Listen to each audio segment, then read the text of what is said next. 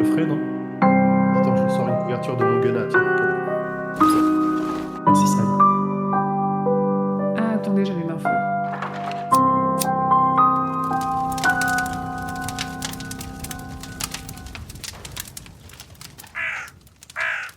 Allez, chers auditeurs et auditrices, venez vous asseoir avec nous près de ce feu de camp virtuel. On a cassé du petit bois de monstre de maison gardienne pour se faire quelques flammes.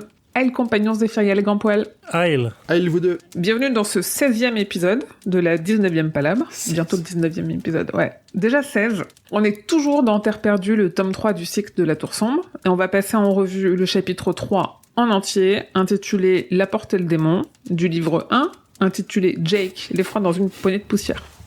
Jusque-là, tout le monde est suivi, normalement. On avait tout bien récapitulé la dernière fois. On est bon. On est bon. On va commencer, une fois n'est pas coutume, par les commentaires. Il y a eu beaucoup de commentaires, j'ai pas tout relevé, j'ai surtout relevé ceux auxquels on aurait potentiellement des choses à répondre, sachant qu'il y a des réponses qui sont faites aussi directement, typiquement sur le serveur Discord, donc n'hésitez pas à aller participer aux conversations sur Discord. On a Sam Kukai sur YouTube qui nous a dit, c'est pas des tocs le truc des chiffres pairs et des niveaux de son, tout le monde fait ça. Ah bon? Oh, merde. Moi, je me suis rendu compte, parmi les tocs que j'ai, moi j'ai un toc d'équilibre, dans le sens où, quand je mâche, si je mâche une fois à gauche, 2 fois à droite, je vais remâcher une fois à gauche. Ok. Ah, c'est pas mal. Je le fais beaucoup, et en fait, je joue aussi avec ma langue, je joue sur mes comment ça s'appelle, mes barres de contention derrière mes dents, là, depuis que j'ai fait de l'orthodontie, et si je joue un peu à droite, je vais aller jouer un peu à gauche aussi. C'est vraiment... La symétrie, c'est important. Non, je comprends. Ok. Exactement. On a un très beau commentaire de Montgomery Thibault sur YouTube qui nous dit « Punaise, insomnie cette nuit noire, étoile morte, réveillée à 4h, j'espérais trouver l'épisode de ce mois-ci. Je m'étais quand même couché au lit que vers minuit 2, minuit 4. Juste avant le crépuscule, j'avais vu sur mon cellulaire la date du 18. Bon, vous avez compris le principe, et si ça vous plaît, j'essaierai pour le prochain post de les y intégrer tous, mais cela risque d'être un vrai chantier. » C'est génial. C'est le meilleur commentaire qu'on ait eu, je pense. C'est très bien vu. Parce que beaucoup de travail, quand même. Montgomery Thibault, ouais. Il nous disait, dans un autre commentaire, ce que je lui ai répondu, il nous disait après que ça lui faisait du bien, des gens qui se servent de leur cerveau. Et du coup, c'est ce que lui, il fait aussi en commentaire, donc c'est cool. Je te vois dominer qui de sert la de leur tête. cerveau, je sais pas ce que ça veut dire, c'est gentil, j'imagine, mais c'est bizarre.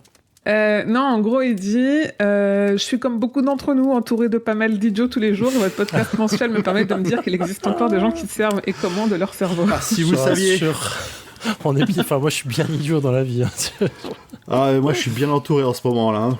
Moi, je pense que quand je parle de la Tour Sombre, je suis vraiment l'idiote des autres. Ouais, on est tous les idiot de quelqu'un. Hein. On est tous les idiots de quelqu'un, tout à fait. Mais Montgomery Thibault, avec plaisir pour que tu continues. Et j'ai envie de dire, essayez de faire des full La Tour Sombre avec pas uniquement les titres des King. tomes, mais aussi des références, genre des paroles de Hey Jude, des mots de l'entre-deux-mondes, des mots du haut-parler.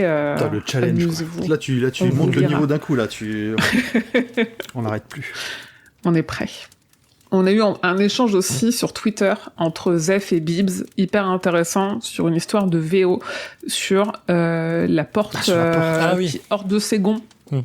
Et où en fait, en VO, c'est un jeu de mots sur jar, genre une cruche, je crois que c'était ça. Ouais, ça, c'est une cruche, ou ça peut vouloir dire entrouvert aussi. C'est ça, et qui en un seul mot veut dire entrouvert. Donc en fait, en VF, il n'y a pas vraiment de blague. Quand est-ce qu'une porte n'est plus une porte quand elle est hors de Ségon, c'est pas vraiment une blague en fait, c'est très premier degré, alors qu'en VO, c'est un jeu de mots. Donc pour moi, ça marche un peu plus. Ouais, il y a un jeu de mots aussi en français, mais il est moins... Enfin, je trouve qu'il est bien traduit en vrai, hein. C'est bien. Franchement, il a dû se creuser la tête pour arriver à ça. C'est quand même pas mal. Je trouve que le jeu de mots en VO marche beaucoup mieux, mais non, en VF, il démérite pas quand même. Hein. Des fois, les trucs comme ça, justement, quand ça joue sur la langue, le sens des mots, c'est ultra compliqué. Hein. Un jour, je vous parlerai de Pratchett. Non, c'est pas ça. On a envie de passer un bon moment. D'autant la violence. Là, sur ce truc-là, on a quand même... Nous, quand on dit « elle est hors de Ségon », on a une référence aux portes qui sont sur la plage, mais quand King, lui, il écrit « when it's a jar », c'est-à-dire entrouvert ou une cruche, on n'a pas la référence aux portes qui sont sur la plage. Donc nous, ça nous ajoute un autre sens de lecture qui n'est pas là normalement. Ouais, j'imagine. Oui. En fait, je pense qu'à la Je vois base, comme ça. là, on se creuse vraiment trop la tête, c'est qu'il fait juste une référence Non. aux portes, point. Encore une fois, c'est une blague à travers les portes, parce que c'est un truc que Jack cherche. Je pense que c'est juste ça, en c'était fait. un petit, voilà. Non, mais je dis ça parce que dans l'épisode précédent, quand on a lu parce qu'elle est hors de ses gonds, on était Oui, tout oui, excité oui. parce qu'il n'y a pas de gonds en porte sur la plage. Oui, c'est Alors marrant. que cette notion de gond, elle est pas dans la VO, donc on va tous s'en bat les couilles. C'est marrant. Voilà. Mais oui, la trad est ok. C'est difficile à traduire et à trouver en VF de toute façon. Surtout qu'on commence à connaître les difficultés de traduction et les temps qui vont avec. Et les temps qui- Les temps, les distances, tout ça, Voilà. ouais, compliqué. Les dates. On a Fena qui nous dit « Je viens de finir le 15e épisode, j'aime toujours autant que vous écoutez. Merci. Je pense que Jake sombre de plus en plus vite à chaque cycle. Je suppose aussi que ses doubles souvenirs sont de plus en plus nets, de plus en plus présents à chaque cycle. » Oui, Si on reste sur nos C'est théories, oui, possible. clairement. exactement. Je crois que toujours sur Discord, Cactus qui pique pas, il me semble que c'est sur Discord, je sais plus, mais qui nous commande souvent, donc merci Cactus qui pique pas. Toujours un plaisir de vous écouter, sauf pour les explications temporelles. Là, j'ai abandonné, je m'y perds totalement. Je rappelle que sur la chaîne YouTube de Stephen King France, Zéphiriel, il a fait des petits dessins quand il a expliqué. J'ai honte, arrêtez de dire ça, j'ai honte. Donc sur le replay du live, qui est toujours sur la chaîne YouTube, allez-y et allez voir ces petits dessins sur Paint. C'est tellement simple. Ça pourtant. fonctionne bien. Dans ma tête, c'est tellement simple. Quelques remarques qui me sont venues. La phrase « Une pierre, une rose, une porte » se retrouve gravée sur la boîte qui contient la treizième noire quand Callahan la sort de sous le plancher de son église. Ah, oh. Ouais, ça, moi je l'avais plus en tête. Dans Concordance, il est noté que cette phrase est tirée d'un poème de Thomas Wolfe qui dit « Une pierre, une feuille, une porte introuvable, que bien faire une pierre là-dedans ?» On c'est sait marrant. qu'on s'était posé la question la dernière fois. De cette question de c'est quoi la pierre? Je crois que Zef, c'est toi qui avais commencé Ouais. à soulever que ça se trouve c'est le cercle de pierre où ils vont dessiner la porte pour que Jake passe. Moi, je pense vraiment que c'est ça. Le sujet étant que on parle de une pierre et qu'il n'y a pas une pierre, c'est que c'est un cercle de pierre, mais que potentiellement c'est ça et que c'est pas à lui de trouver la pierre. La pierre elle est de l'autre côté en fait.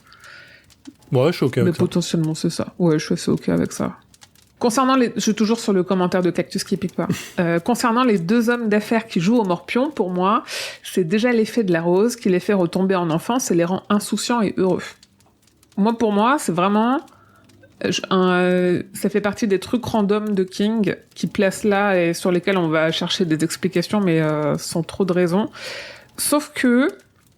j'y reviendrai dans un commentaire plus tard, je sais plus lequel, sauf qu'il y a potentiellement quelque chose là-dessus et on y reviendra au tome 7, a priori. Ah, Donc, je compte sur vos mémoires. Je Je compte sur vos mémoires. Comme ça, c'est-à-dire dans Ça fait quand même, ça fait un moment qu'on fait du 4 podcast ans. ensemble, Émilie.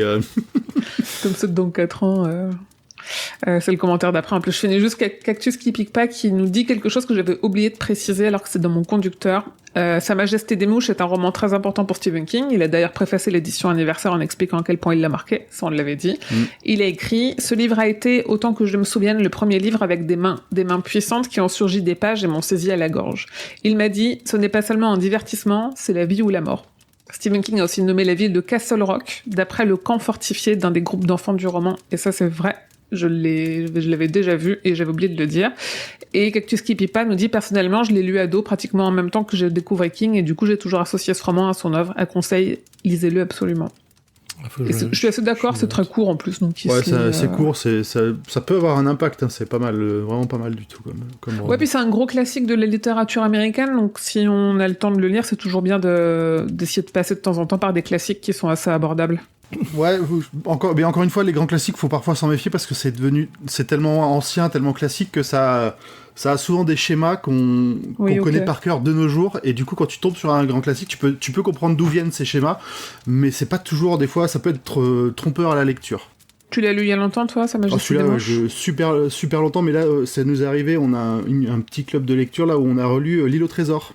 Ok. Ah ouais. Et on s'est dit, oh vache, mais tout est tellement attendu, c'est pas quand Ah ouais. À tu l'époque, par c'était ailleurs, pas tu sais la que c'est même un des chose. premiers à avoir fait tous ces trucs-là sur les pirates, le trait, je te trahis, je te retrahis, tout ça, avec Long John Silver qui devrait être mort minute 2 dans le bouquin. Mais tous ces trucs-là, ça peut devenir difficile de les apprécier quand c'est devenu des références, des mèmes, des thèmes dans tout ce que t'as lu depuis, quoi. Ouais. Ouais, en fait, il faut avoir le recul quand tu lis ce genre de truc, de dire c'est fondateur. Enfin, tu vois, on parlait de Dune la dernière fois. Ouais.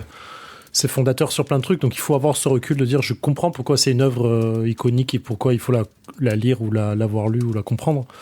Pour avoir cette référence de science-fiction aujourd'hui, pour comprendre Alors, d'où ça ami vient. éditorice, il y a Amy qui fait une tronche de 4 km là, parce qu'elle vient de le lire. Ouais. Elle vient de lire la suite. Elle est pas bien.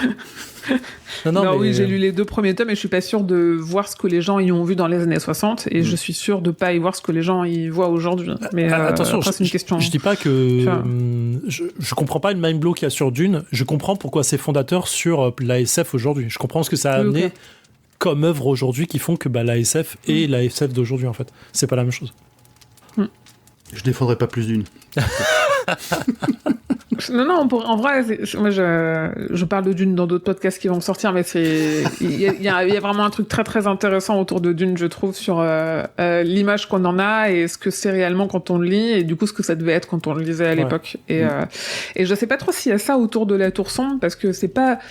La Tour Sombre, c'est pas fondateur, en fait, ça a pas marqué les gens comme Dune a pu marquer, et j'ai pas pu, en fait, il y a aussi ce truc où, en lisant Dune, moi, j'ai pas pu m'empêcher de le comparer à la Tour Sombre parce que j'ai lu Dune parce que je suis allée voir les films et que je voulais voir ce que c'est une adaptation qu'on a l'impression d'être réussie, et du coup, je voulais voir le matériau d'origine, et j'ai pas pu m'empêcher d'essayer de retrouver un peu les sensations que j'avais dans la Tour Sombre, ce qui est sans doute aussi une erreur et qui a sans doute un peu biaisé ma lecture, mais voilà. Après, c'est difficile, la Tour Sombre, elle sort en pleine année pop culture, quoi, tu vois. C'est le début de la pop culture, enfin, tome 1, mais fin des années 80, tu vois, c'est vraiment le début de la grosse pop culture un peu partout dans le monde. Dune 1, c'est 65, tu dis, dans le premier Dune, il apporte des concepts qui, pour 65, à mon avis, sont assez... Ouais, voilà, c'est ça qui est ma boule. Ça m'a pas mal. Ouais. C'est ça qui est ma boule, tu vois, le voyage, les épices qui sont nouveau carburant, le côté voyage interdimensionnel, qui est fort, en fait, qui la préscience, quoi. La préscience.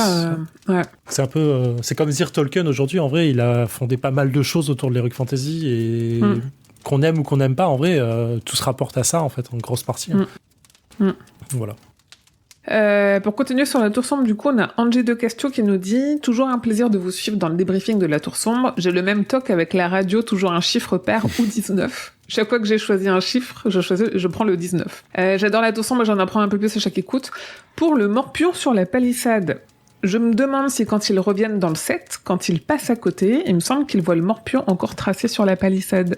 Je ne suis plus sûre. À date le mois prochain, où journée soit longue et vaut mieux plaisante. Est-ce que les questions qui vont faire appel à notre mémoire comme ça, tu les as notées quelque part ? Juste parce que notre mémoire sera plus... T'attends que maman Amy fasse pour nous, c'est ça que t'es en train de dire? Peut-être, c'est elle qui prend les notes. Elle prend les notes. Je prends les notes de la lecture, je relève les commentaires. Est-ce que tu veux que je lise tout ce que je fais? Non, en vrai, il faudrait que je tienne. Non, mais en vrai, on devrait le faire. Je sais, et on peut compter sur les auditeurs de nous rappeler qu'on est au tome 7. Oui, et il y a ça, et il y a aussi, moi je compte un peu sur les lectures que j'ai en parallèle à chaque fois que je lis, genre le truc de Callahan, il est au relais, il vient pas de moi, hein, je l'ai lu dans un des bouquins sur la tour que je feuillette à chaque fois que je prépare un des épisodes. Donc je compte un peu sur ça. Et en vrai, au début, je le faisais de me dire, quand on avait ce 3A, 3B, 3C, pour le siège 3A, machin, 3B, est-ce qu'on trouve un 3C, il était noté dans mon conducteur, checker si, relever si, machin, et ça, il faudrait que je me le note quelque part. J'essaie de me noter aussi des trucs sur quand je prends mes notes de vérifier la VO, vérifier dans tel bouquin, vérifier en concordance, mais je me relis pas tout le temps et je suis pas forcément non plus... Ouais, après en effet, auditeurs, auditrices, sur ce genre de trucs, n'hésitez pas, au contraire, on est tous ensemble dans le même bateau de nerdisme, donc aidez-nous. Et on a Flo qui est arrivé sur Discord exprès pour poser des questions et des théories. En premier, comment se fait-il qu'il y ait, dans le monde de Roland, des mentions à notre monde, c'est-à-dire la présence de la chanson Hey Jude des Beatles et la mention de l'homme Jésus? Je vois deux possibilités. Serait-il possible que ce monde soit un futur de notre monde qui aurait vrillé vers une version post-apo? Ça expliquerait l'existence de créatures cheloues de la technologie, mais aussi les références aux Beatles comme héritage perdu de l'homme Jésus, qui serait une sorte d'évolution de Jésus, dans une version déformée, comme si le christianisme avait muté en une nouvelle branche. Ou alors il y a des passerelles entre notre monde et celui de Roland, de fait il y en a, et des personnes de notre monde sont allées dans le sien et ont installé une partie de notre culture. Mais pour que cela prenne, il faut que ça ait été fait il y a longtemps.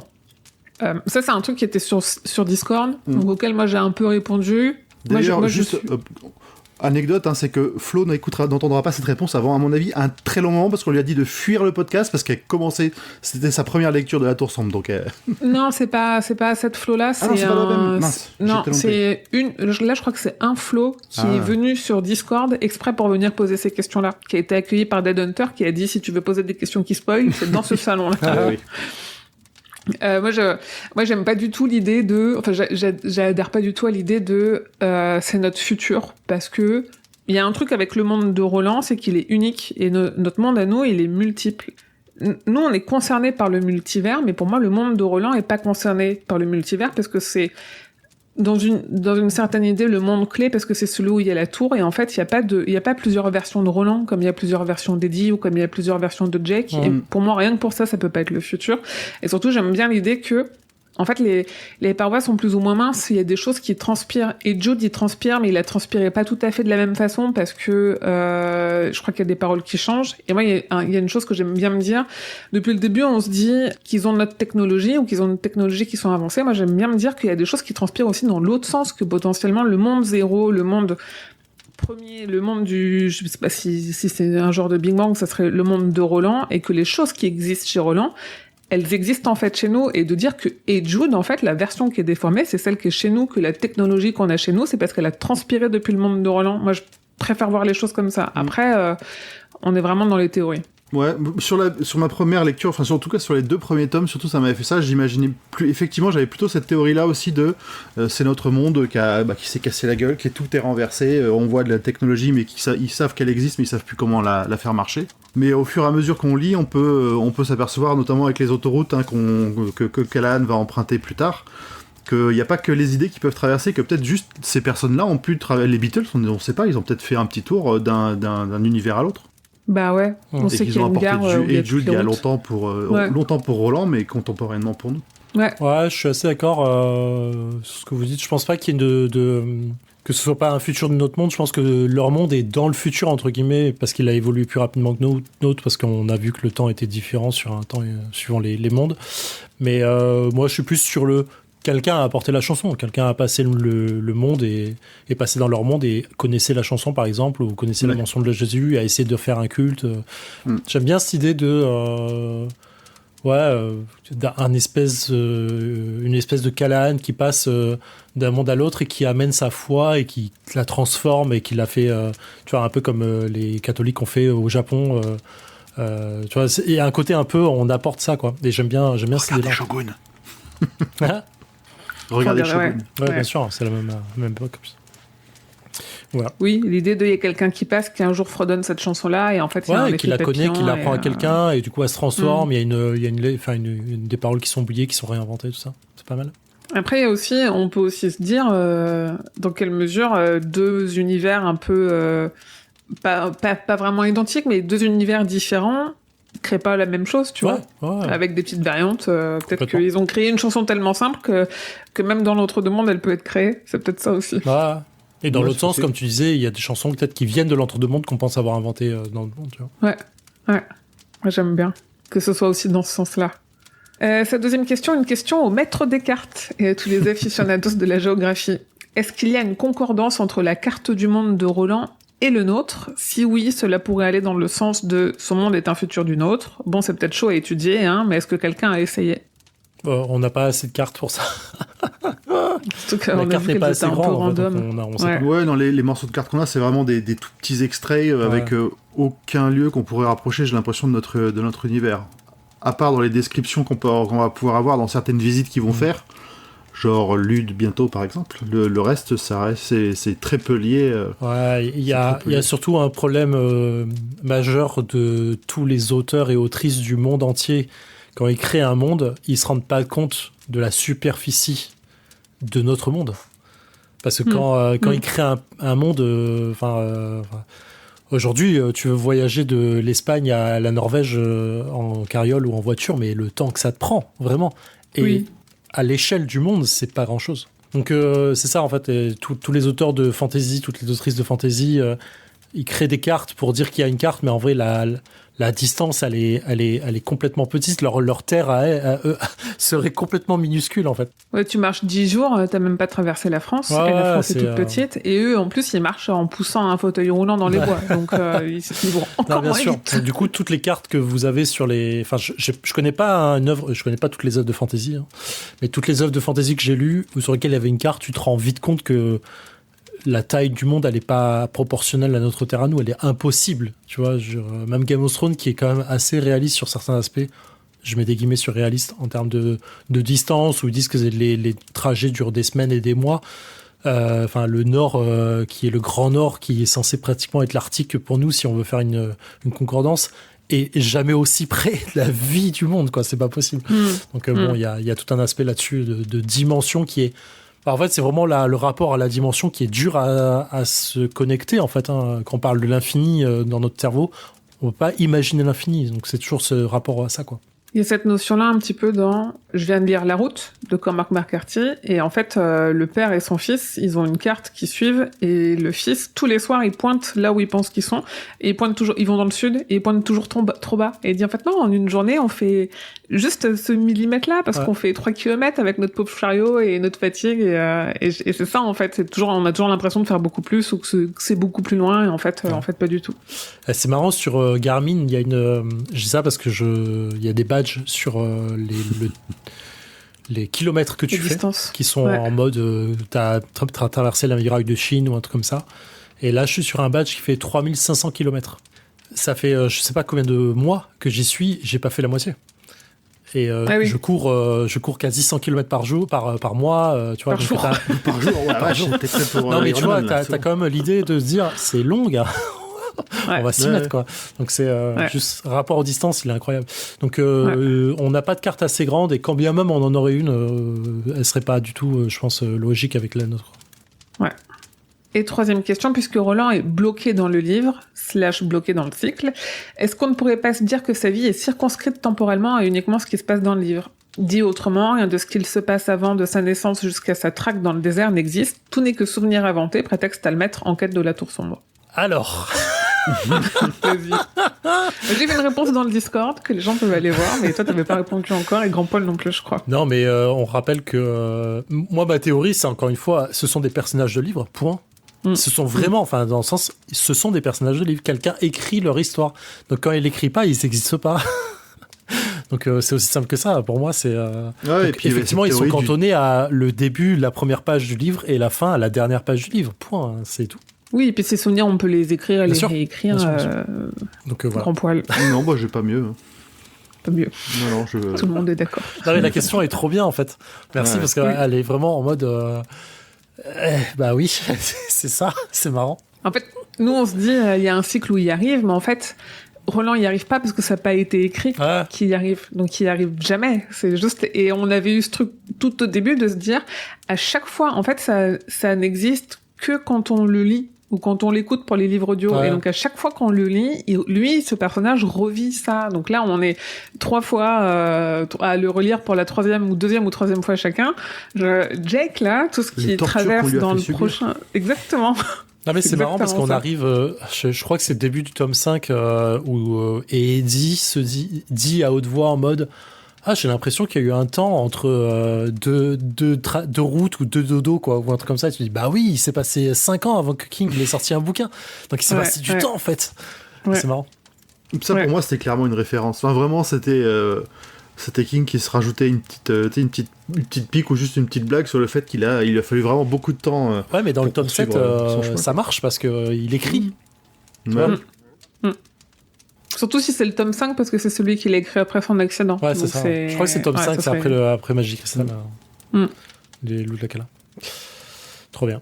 Et on a eu plein de commentaires sur Spotify. L'appel à commentaires a marché. Je vais pas les lire parce que vu qu'il y a pas vraiment de questions ni rien, merci quand même à Books of Soirley, Midjo Be Cool, Sid Lexey, Max Crick, Aurore, Evan, Masbo et Nebaya ayant aussi commenté sur le Discord de Podcut, et Lise aussi, et merci à Novami, à toutes les autres personnes qui ont commenté. Et merci à Mimi pour son empathie, pour mon anecdote phobie scolaire. C'est gentil. Et Sur Spotify, j'avais fait un sondage et je referai un la prochaine fois. J'avais demandé est-ce que vous aussi vous avez des TOC et on a 71% des votants qui nous ont dit oui. Ah, c'est marrant. Ouais. Après, faut voir ce que les gens appellent TOC. Oui, je pense qu'on n'est pas au sens médical du terme. Non, je pense que tout le monde a ces petites manies qui pourraient se rapprocher d'un TOC. Bien sûr. Oui, que ce soit des manies, un peu des superstitions. Beaucoup. Moi, je suis un peu superstitieuse, donc il y a un peu de ça aussi, tu vois. C'est tout pour la partie commentaires. Est-ce que nous avons un previously on avant de débuter le résumé ? Bien sûr, je l'ai écrit il y a longtemps, au moins 22 minutes. Un peu plus, parce que là on a une demi-heure déjà. Donc, pardon. Dans l'épisode précédent, nous suivons Jack qui perd la boule rapidement après avoir senti qu'il n'est pas mort au bon moment. Une dissertation de français/anglais, vous m'avez compris, sur la vérité, la découverte d'un livre de Charlie le Chouchou, ainsi que des futurs protagonistes importants de l'histoire, Aaron Despnaux et Calvin Tower pour les citer, sont les pivots principaux de cet épisode, mais surtout la rencontre avec la rose. Ah là là, je suis toujours épaté à quelle rapidité tu fais ça. Ça, moi, je ferais les conducteurs en 3 minutes, on aurait fini l'émission.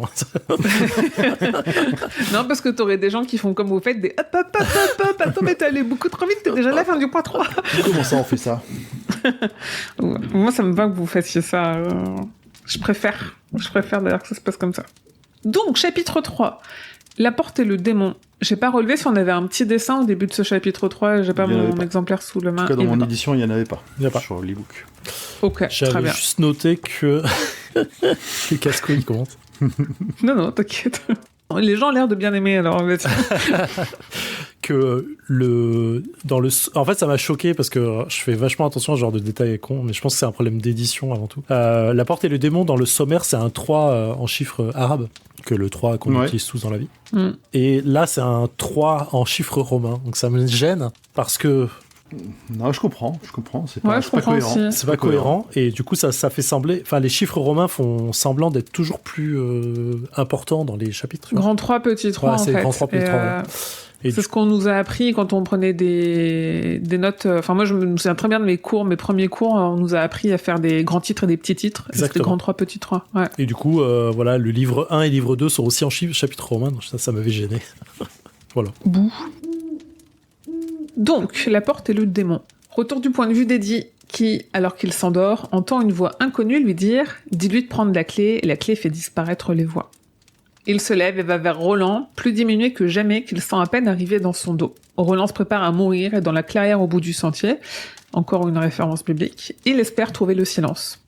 Il y a marqué un moment, à gauche d'Eddie grondait un gros ruisseau dont le cours avait la même direction que leur périple, à savoir le sud-est.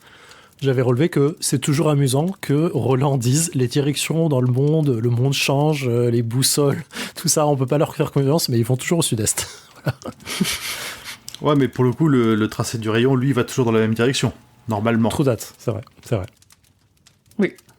Eddie veut montrer à Roland ce qu'il sculpte, se battant contre la voix de son frère Henri. Il tend au pistolero la clé, pas terminée, que Roland trouve superbe.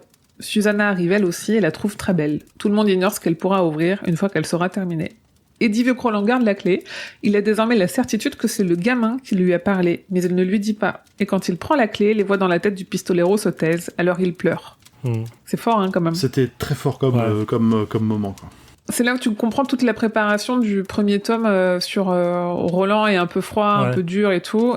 Ça, là, tu te dis, ah ouais, il pleure, c'est chaud. C'est vraiment, il va vraiment pas bien. Ils sont tellement bien écrits en plus, parce que moi, Roland, vraiment, sur les 2 premiers tomes, je l'ai traité de fichu aristo plusieurs fois, et là, je me dis, ah non, il me fait mal au cœur. Vraiment. Il est vraiment diminué, c'est marrant, quoi. Moi, j'adore toujours les interactions Roland et Eddie qui sont incroyablement lourdes d'émotions, quoi. C'est vraiment je trouve que leurs dialogues, ils sont tellement forts. Tu vois, il y a un truc tellement sincère, parce qu'à chaque fois qu'ils se parlent, c'est de l'interjection, de la violence, ou je te tue, ou je te déteste, ou machin. Et quand ils sont sincères l'un envers l'autre, je trouve que c'est lourd de sens, c'est incroyable. Ah, puis à chaque fois, systématiquement, Roland, il pointe là où ça fait mal. Il a l'habitude, on pourrait le sentir, de trouver les faiblesses chez les gens, et les faiblesses psychologiques d'Eddie, il les pointe sans faille systématiquement, et ça lui fait du mal, mais ça l'aide à avancer. Mais il se déteste aussi sur ce genre de choses. on y viendra plus tard, mais ils ont des altercations où c'est même plus deux frères qui se battent. C'est presque deux ennemis dans l'émotion qu'ils mettent dedans. Clairement. C'est pas anodin. J'avais noté la phrase relevée de « Il était plus alerte sur la plage quand il souffrait de la morsure de l'homocyosité, pense à Eddie avec un frisson. » Un truc de on était déjà très bas sur la plage, là on est encore à un niveau encore plus bas, quoi. Cette nuit-là, Roland dort sans faire de rêve pour la première fois depuis longtemps. Jake, lui, fait le rêve le plus réaliste de sa vie. Il se trouve dans une clairière à l'entrée de l'entre-deux-mondes. Et là, moi, si je me plante pas, c'est normalement la première fois dans le cycle de la Tour Sombre, hors les mentions qu'il y a dans Charlie the Chouchou, qu'on nous parle de l'entre-deux-mondes. Alors que nous, on en parle de l'épisode 1, parce qu'on a cet abus de langage de dire l'entre-deux-mondes, c'est le monde de Roland, alors qu'en fait, c'est une partie du monde de Roland, et que lui-même était pas sûr que l'entre-deux-mondes existait. Mais il me semble pas qu'on nous ait parlé, qu'on nous ait mentionné l'entre-deux-mondes jusqu'à maintenant. Tu me mets un petit doute, mais quand même, parce qu'il parle de l'entre-deux-qui un peu avant, donc pour que ça ait un sens pour nous, je pense que quand même l'entre-deux-mondes a dû être mentionné avant quelque part. Je suis pas sûr. Il y a pas Roland, au moment sur la plage, qui dit si ça, c'est pas l'entre-deux-mondes, je sais pas ce que c'est, ou un truc comme ça. Si j'avais pas mon vieux PC tout pourri, je ferais la recherche pendant qu'on cause, mais là je peux pas. Il me semble qu'il dit ça en citant Cuthbert ou un truc comme ça, en disant. Ouais, mais c'est possible. Je pense que c'est pas la première fois quand même. Ouais. On vérifiera d'ici les prochains commentaires, mais il me semble que c'est la première fois qu'on nous en parle, sachant que Entre-deux-mondes en VO, c'est quand même Midworld, et on cite depuis le début Le Seigneur des Anneaux, qui est une des références, une des inspirations de King, ou en tout cas un des points de départ pour la Tour Sombre. Et entre Midworld et Middle-earth du Seigneur des Anneaux, on a quand même pas mal de similitudes, et c'était important à relever, je trouve. Et du coup, je pense que pour le coup, c'est là où la traduction, elle perd un peu ce rapprochement entre Tolkien, entre ce que King a écrit et le rapport les références qu'on peut trouver à Tolkien.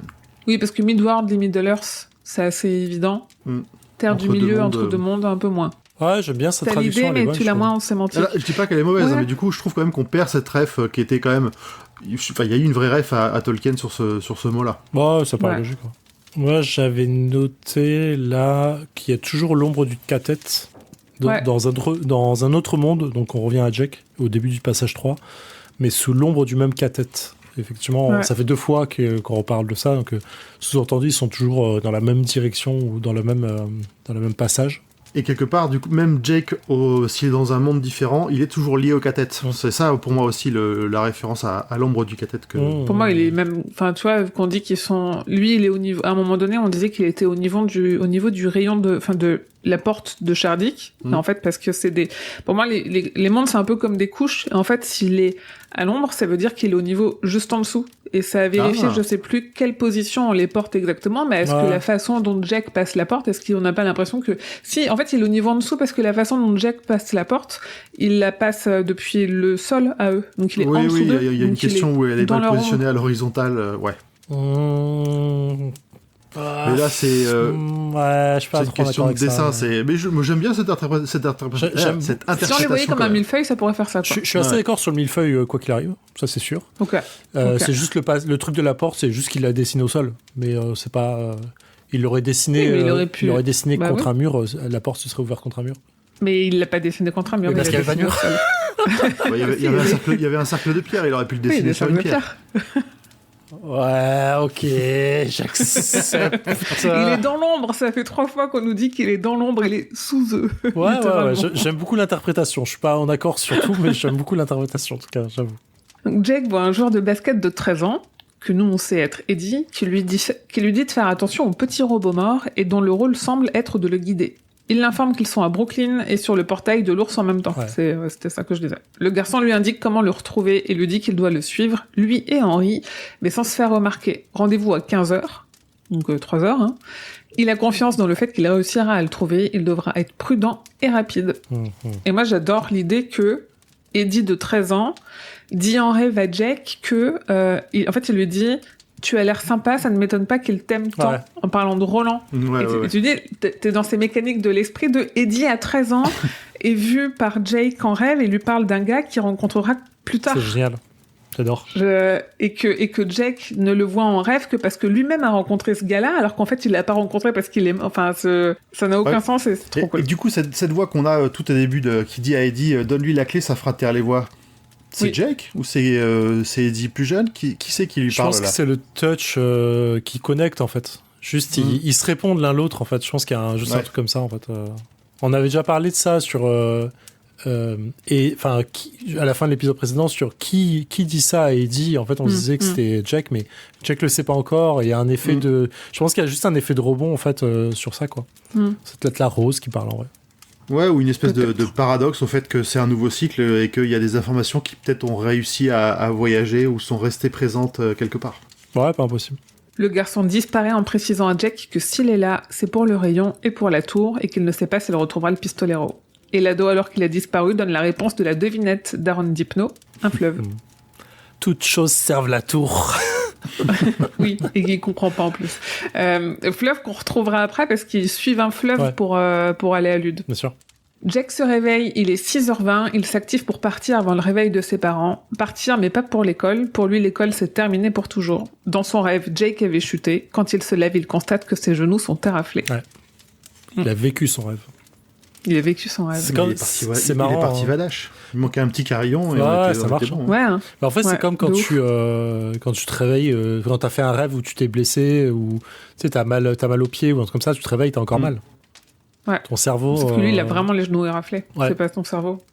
Il attrape un vieux sac à dos, il fourre les 2 livres, des vêtements propres, et récupère une arme dans le bureau de son père, un Ruger calibre 44 chargé qu'il met au fond de son sac. Il emballe le magasin de l'arme et des cartouches dans sa chemise, et met tout ça dans son sac aussi. Il laisse un mot à ses parents, court et efficace, et en même temps, que dire quand on sait qu'on ne reviendra jamais? Oh l'horreur. Terrible. Prenez soin de vous, je vous aime. Bon allez, ciao. Bisous, prenez soin de vous. Dans l'aube silencieuse, Jake quitte sa maison pour s'engager dans une grande aventure. Après avoir interrompu sa quête de la tour sombre, il reprend son chemin sur le sentier du rayon, au sud-est. Où, s'il est courageux et qu'il est sincère, il reverra peut-être la Rose et le reverra peut-être, lui. Alors avant, il dit il allait fouler une autoroute fabuleuse, une autoroute occulte qui le conduirait dans une terre inconnue. Ah merde, je l'avais pas encore eu celle-là. Comme quoi, ça existait déjà, l'autoroute occulte, avant que Callahan arrive. Ouais. De son côté, après 3 jours, fastidieux, le cathète tombe enfin sur un vestige de route en assez bon état pour laisser rouler le fauteuil de Susanna. Alors qu'elle s'installe... Moi j'ai 2 jours. Ouais, c'est 2 jours. Ouais, j'ai 2 jours début du 17. Pourquoi j'ai 3? J'ai 2 jours après avec 3 voyageurs. 3 voyageurs là sur la ligne d'en dessous. Alors, attendez, parce que j'ai lu sur mon e-book, mais je crois qu'on a le même e-book grand poil. Ouais, début du 7, 2 jours après qu'Eddie donnait à Roland sa clé inachevée, les 3 voyageurs épuisés, en sueur et un peu déboussolés, émergèrent d'un fouillis de broussailles. Mais c'est quoi cette hallucination que j'ai eue? Faut que je vérifie. Le 2 et le... Enfin, c'est peut-être 2 jours après. Au moment où t'as fait le résumé, comme le 2 et le 3, en tout cas sur ma version e-book, sont vraiment l'un en dessous de l'autre sur la ligne. Ouais, c'est ça, sur le bouquin aussi. Ouais. Une dyslexie temporaire ou un truc comme ça, et puis tu t'es souvenu du 3, quoi. Non, parce que des fois, vu que je vais vite, des fois, je fais des additions et je me dis, est-ce qu'il y a pas, on est 2 jours après, il dit quelque chose, en fait, c'est le lendemain où il trouve la route, tu vois. Mais non, j'ai pas l'impression. Alors, maintenant, c'est 2 jours après qu'Eddie donnait à Roland sa clé, donc c'est pas très grave, en vrai, c'est juste un détail. Non, mais non, mais j'ai complètement halluciné. Mais du coup, comme on est sur le début du chapitre 7, moi j'aime bien le émergèrent d'un fouillis de broussailles et d'arbustes particulièrement inextricables pour découvrir 2 étroits sentiers parallèles courant sous les branches de 2 rangées d'arbres antiques. Je me suis dit, les mecs, ils galèrent à rester sur la trace du rayon. On est d'accord? Moi, je l'entends comme ça. Après, je me demandais, c'est quoi la largeur du rayon? Parce que, les gars, s'ils le suivent comme... Tu sais, quand tu suis un GPS, tu t'écartes jamais de la voie du GPS, tu restes toujours sur cette putain de route. Je me dis, donc si le rayon, il fait 2 mètres de large, je m'étonne qu'il y a les mecs qui galèrent à passer entre les fourrailles. Voilà. Alors que Susanna s'installe, passe devant eux un petit animal étrange, un bafou-bafouilleux, trop coriace et trop amer pour être mangé. Il profite... Oui, et j'ai le prochain épisode, c'est celui où on va rencontrer Hot. Ouais. Je l'ai commencé. C'est trop bien. Il profite de cette pause pour manger et Roland tend à Eddie la clé qu'il porte à son cou. Il entend encore les voix, très lointaines mais quand même là, parce que la clé est inachevée. Eddie n'a pas retravaillé dessus depuis qu'il lui a donné. Eddie a peur de se planter, encore un trauma qui lui vient de son frère, mais l'enjeu est gros. C'est ce bout de bois et pas un autre, et s'il ne réussit pas à 100%, la clé ne tournera pas dans la serrure au moment où ils en auront besoin. Pas de pression, Eddie. Pas de pression. Non, aucune. 0. Tranquille. J'avais noté quand il a noté sa peur de l'échec lui rendrait la tâche plus difficile, mais il devait quand même essayer. Et j'avais noté, mec, je te sens tellement là, je suis tellement empathique avec toi. Eddie rend la clé à Roland en promettant de se remettre au travail le soir même. Susanna lui fait parler de ses rêves et il nous dit ce qu'on sait déjà. Ses rêves du terrain de basket quand il était jeune, la vieille maison dans Dutch Hill qu'il avait oubliée, mais qui lui est revenue quand ils étaient au portail de l'ours. Mais Eddie sait que ses rêves sont plus que de simples souvenirs d'enfance, ne sait pas si le « quelqu'un dans les parages de son rêve est un souvenir ou est nouveau », ce qui interpelle Roland, et en creusant, Eddie pense en effet qu'il s'agit du gamin dont le pistolero parle et que ses rêves / souvenirs, on sait pas trop, correspondent à ce qui se passe pour Jake dans son camp. La clé d'Eddie, une fois terminée, lui permettra de revenir et Jake ne sait pas que sa clé à lui ne suffira pas. J'aime bien ça fait des années que j'ai oublié cette vieille baraque et j'y ai repensé quand on était dans la clairière de l'ours, quand j'ai posé la tête contre cette boîte bizarre. Le mec, il a entendu un passage, tu vois, je sais pas comment expliquer ça, c'est comme si t'étais chez toi, t'écoutes à travers une porte et t'entends une ville entière qui n'est pas à côté de ta porte, quoi. Je trouve ça incroyable dans l'idée. Je sais pas s'il a entendu un passage ou si on est sur la porte d'un gardien et si du coup il y a pas la maison, c'est un genre de gardien aussi, mais c'est un gardien de passage. En fait, on sait pas trop au bout du rayon ce que Shardik il est censé garder. En réalité, il est juste au bout du rayon. On avait dit, moi j'avais supposé qu'il gardait en fait le Vadash, une partie du Vadash en fait, et que toutes les créatures qui étaient derrière, quoi. C'est ce que fait la maison aussi dans l'idée. C'est un pont entre les deux. C'est un gardien aussi. La maison sera quand même décrite comme un démon entre les mondes qui vient, lui, plutôt de l'espace Vadash directement. Oui, okay. C'est plus ça, en fait. La maison, j'ai une petite théorie là-dessus. Oui, bon, on y reviendra. Oui, c'est vrai. Mais du coup, Et toute la fin sur... Il y a autre chose, quelqu'un arrive et reste dans les parages, je le remarque dans mon rêve, mais à peine comme du coin de l'œil, mais je sais qu'on est censé faire semblant de ne pas se connaître. Tout ce passage-là, est-ce qu'on est conscient que il commence à s'en rappeler parce que c'est en train d'arriver du côté de chez Jack. Tu vois ? C'est comme s'il construisait son souvenir parce qu'il est en train de le vivre dans un autre temps. C'est trop bien. C'est trop bien. C'est comme si là, j'étais en train de me dire « Attends, je me souviens d'un truc quand j'avais 13 ans. Ah, attends, j'ai l'impression que c'est... Je recroise un gamin et c'est chelou. Parce qu'en fait, quand j'avais 13 ans, c'était en train d'arriver. C'est au même moment. Ouais. C'est trop cool. Avant que ça vous dérange si je fais une pause pipi vite fait? Vas-y. Je me tiens plus. C'est l'excitation.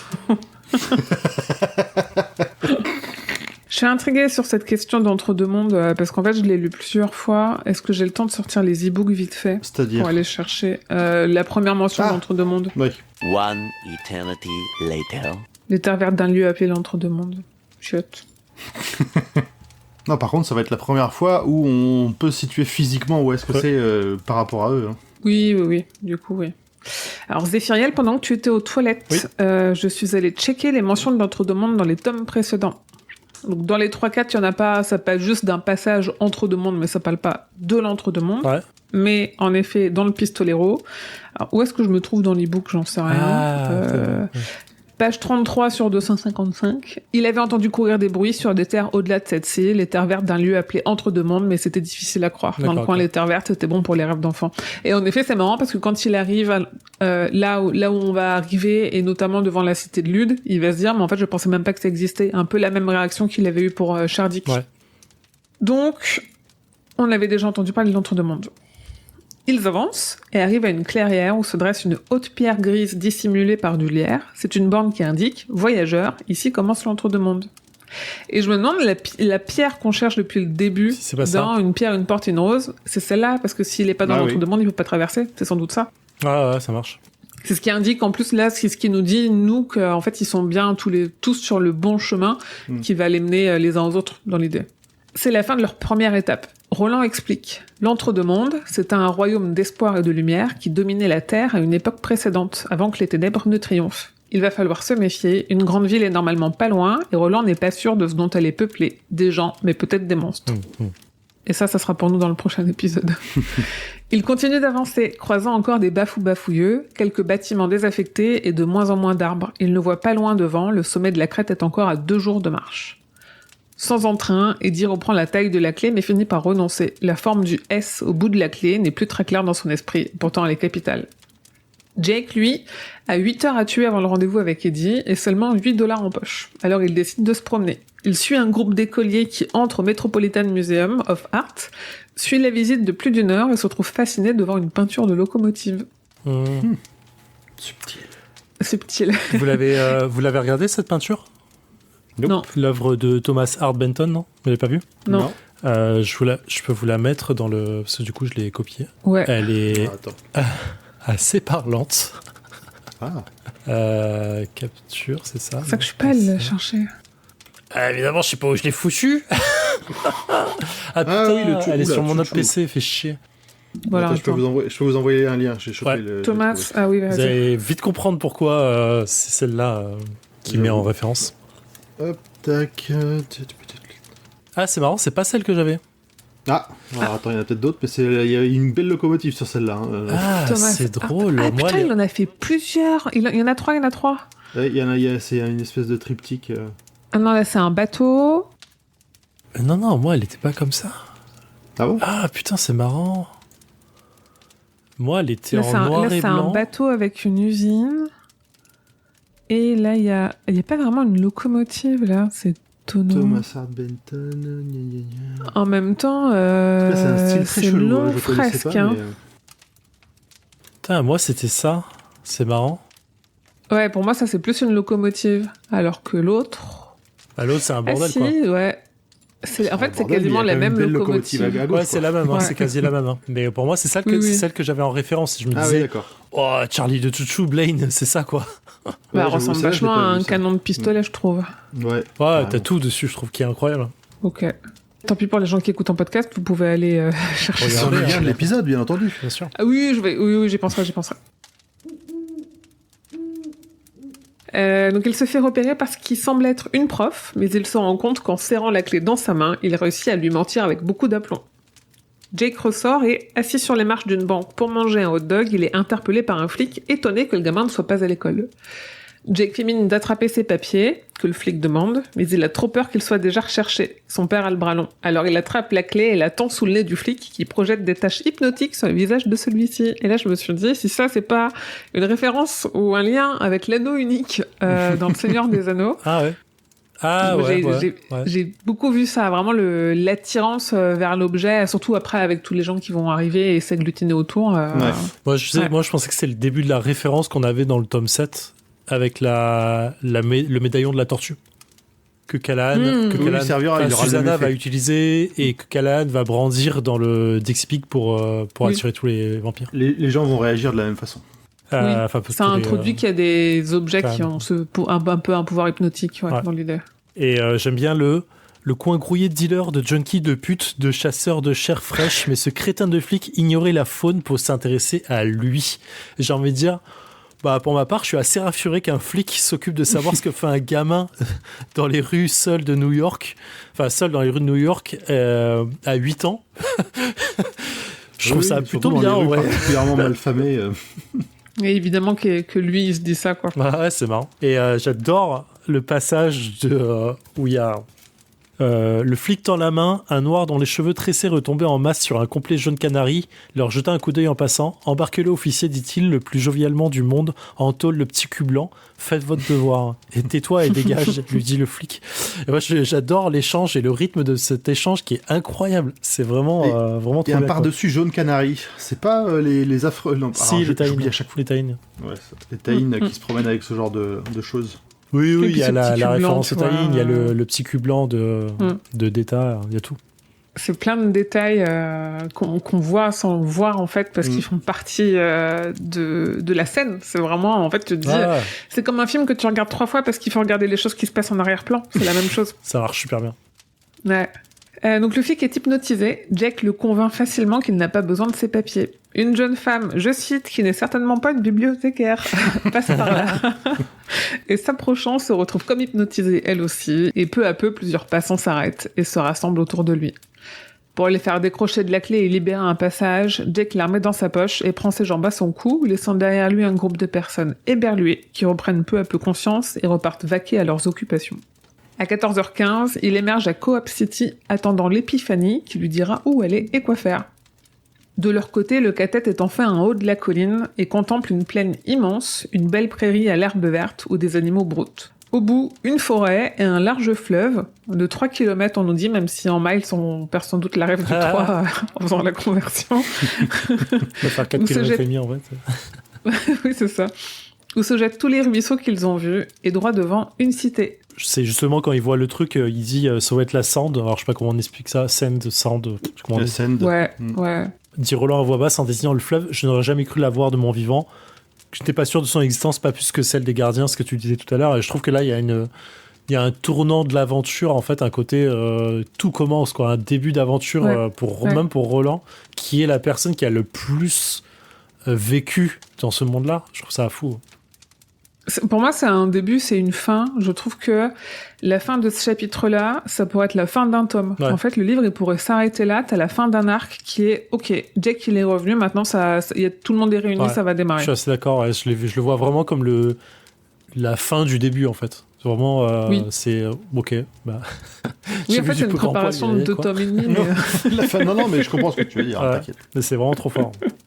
Et Susanna est presque nostalgique de Manhattan, mais réalise qu'elle n'échangerait le monde de Roland pour rien au monde, surtout parce qu'ici, elle peut vivre en toute liberté son amour avec son culé de cul blanc. Chez Eddie, la vue de la cité éveille des suppositions. La cité est encore là, des êtres vivants intelligents et serviables y sont peut-être, et pourraient peut-être les aider, si ce n'est les guider dans leur quête. Même s'il n'y a plus personne, Eddie espère en retirer un quelconque avantage, outils, technologies, armes et d'autres choses. Oui. Plus tard, ils disent aussi genre un repas chaud. Ouais, faut pas rêver non plus. Ouais. Roland, lui, il voit des pierres dressées au milieu et il reconnaît un anneau de parole. Ça lui rappelle l'oracle avec Jake et Eddie comprend que c'est là que le gamin va essayer de traverser. Demain, probablement. On nous rappelle au passage que le temps s'écoule plus lentement dans le hou de Jake. Marrant, hein, ça. Enfin, une indication un peu fiable, je dirais, mais pas nécessairement vraie pour tous les mondes. Ouais. Par ailleurs, on peut en déduire. Alors, petite théorie. Moi, j'ai une grosse théorie, petite. Elle fait que la moitié de la page. Par ailleurs, on peut déduire que dans les mondes de Susanna et de Eddie, le temps passe à l'identique que dans le monde de Roland. Parce que quand Roland passe les portes sur la plage, on voyait à travers, comme si on voyait à travers les yeux de l'occupant, de Eddie et d'Eta à l'époque. Et que le temps était équivalent. Sinon, il aurait vu le film beaucoup plus rapidement ou beaucoup plus lentement. Donc une seconde était une seconde. Ah oui. Tu vois ce que je veux dire ? Tu penses que ça se sent sur un temps aussi court ? Ah ouais, non, large. En vrai, quand tu vois... en fait, si la différence de temps, elle est de 1 seconde et demie, je veux dire, tu le verrais déjà. Tu vois, le lag, tu le sens déjà fort. Mais imaginons qu'ils le voient pas parce que ils connaissent pas trop la notion de lag. Je suis aucun d'accord avec ça. Mais là, on parle vraiment d'une notion de timing, s'écoule plus lentement dans son où et quand. Tu vois, on parle de une journée alors que là, on est à moins de 8 heures de différence. Donc du coup, on est vraiment sur 3 fois plus rapide d'un côté que de l'autre, quoi. Et du coup, je me disais, du coup, ça veut dire que chez Eddie, ou alors l'entre-deux-mondes et la magie du récit fait que ça marche. Ouais, c'est vrai. Eddie panique, il n'a pas fini la clé. Le gamin pourrait mourir par sa faute et Roland le remet à sa place en le giflant. Les 2 hommes sont prêts à s'écharper. Roland, littéralement, serait capable de trancher la gorge d'Eddie, là, tout de suite. Il a, selon lui, oublié le visage de son père parce qu'il a peur, parce qu'il n'est pas sorti de sa propre ombre. Il est violent, ce passage. Il y a de la violence physique et il y a surtout de la violence psychologique dans ce que Roland va faire à Eddie juste après. Eddie craque le premier et s'effondre. Le pistolero lui intime de se relever, ce qu'il fait, et il lui rend alors la clé. Eddie est touchant, c'est toute son enfance qu'il combat quand il demande pardon d'avoir peur. C'est le pardon d'avoir peur, quoi.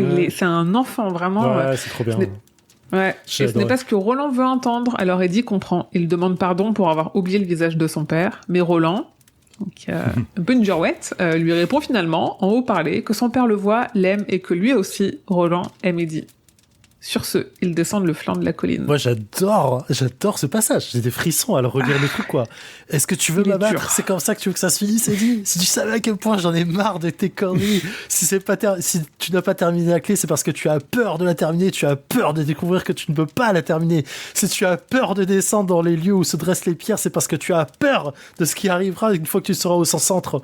Tu as peur de ce qui risque de ne pas arriver. Ce n'est pas du monde extérieur que tu as peur, Eddie, mais du petit monde qui est en toi. Tu as oublié le visage de ton père, alors vas-y, descends-moi si tu l'oses. Je suis las de voir te voir pleurnicher. Ah, c'est tellement cool.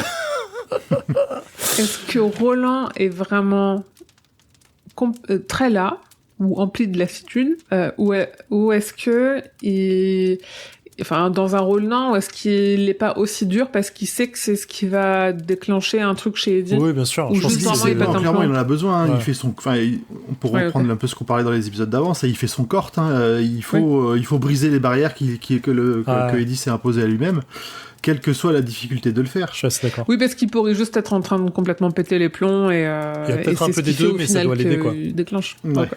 Et le passage de qu'est-ce que tu veux alors, s'écria Eddie, tu as tout pris. Tu as pris tout le reste, tout ce que j'avais à te donner. Non, ce n'est pas vrai, parce qu'en fin de compte, c'est moi qui t'ai tout donné. Alors, qu'est-ce que tu veux d'autre? Alors, en fait, je trouve que la folie qui fait que tu donnes tout, mais sans retour. Tu vois, genre, Eddie, il a vraiment tout donné, sans aucune attente derrière. Enfin, la démarche, elle est sans échange, quoi. C'est vraiment, je te donne mon âme, je te donne ma vie, je te donne tout ce que j'ai, et je te demande rien. Et je trouve c'est incroyable. C'est incroyable, quoi. C'est un don. C'est même plus un don de soi, quoi. C'est vraiment tout perdre. Oui, parce qu'il sait très bien qu'il n'arrivera pas à la tour. Ouais.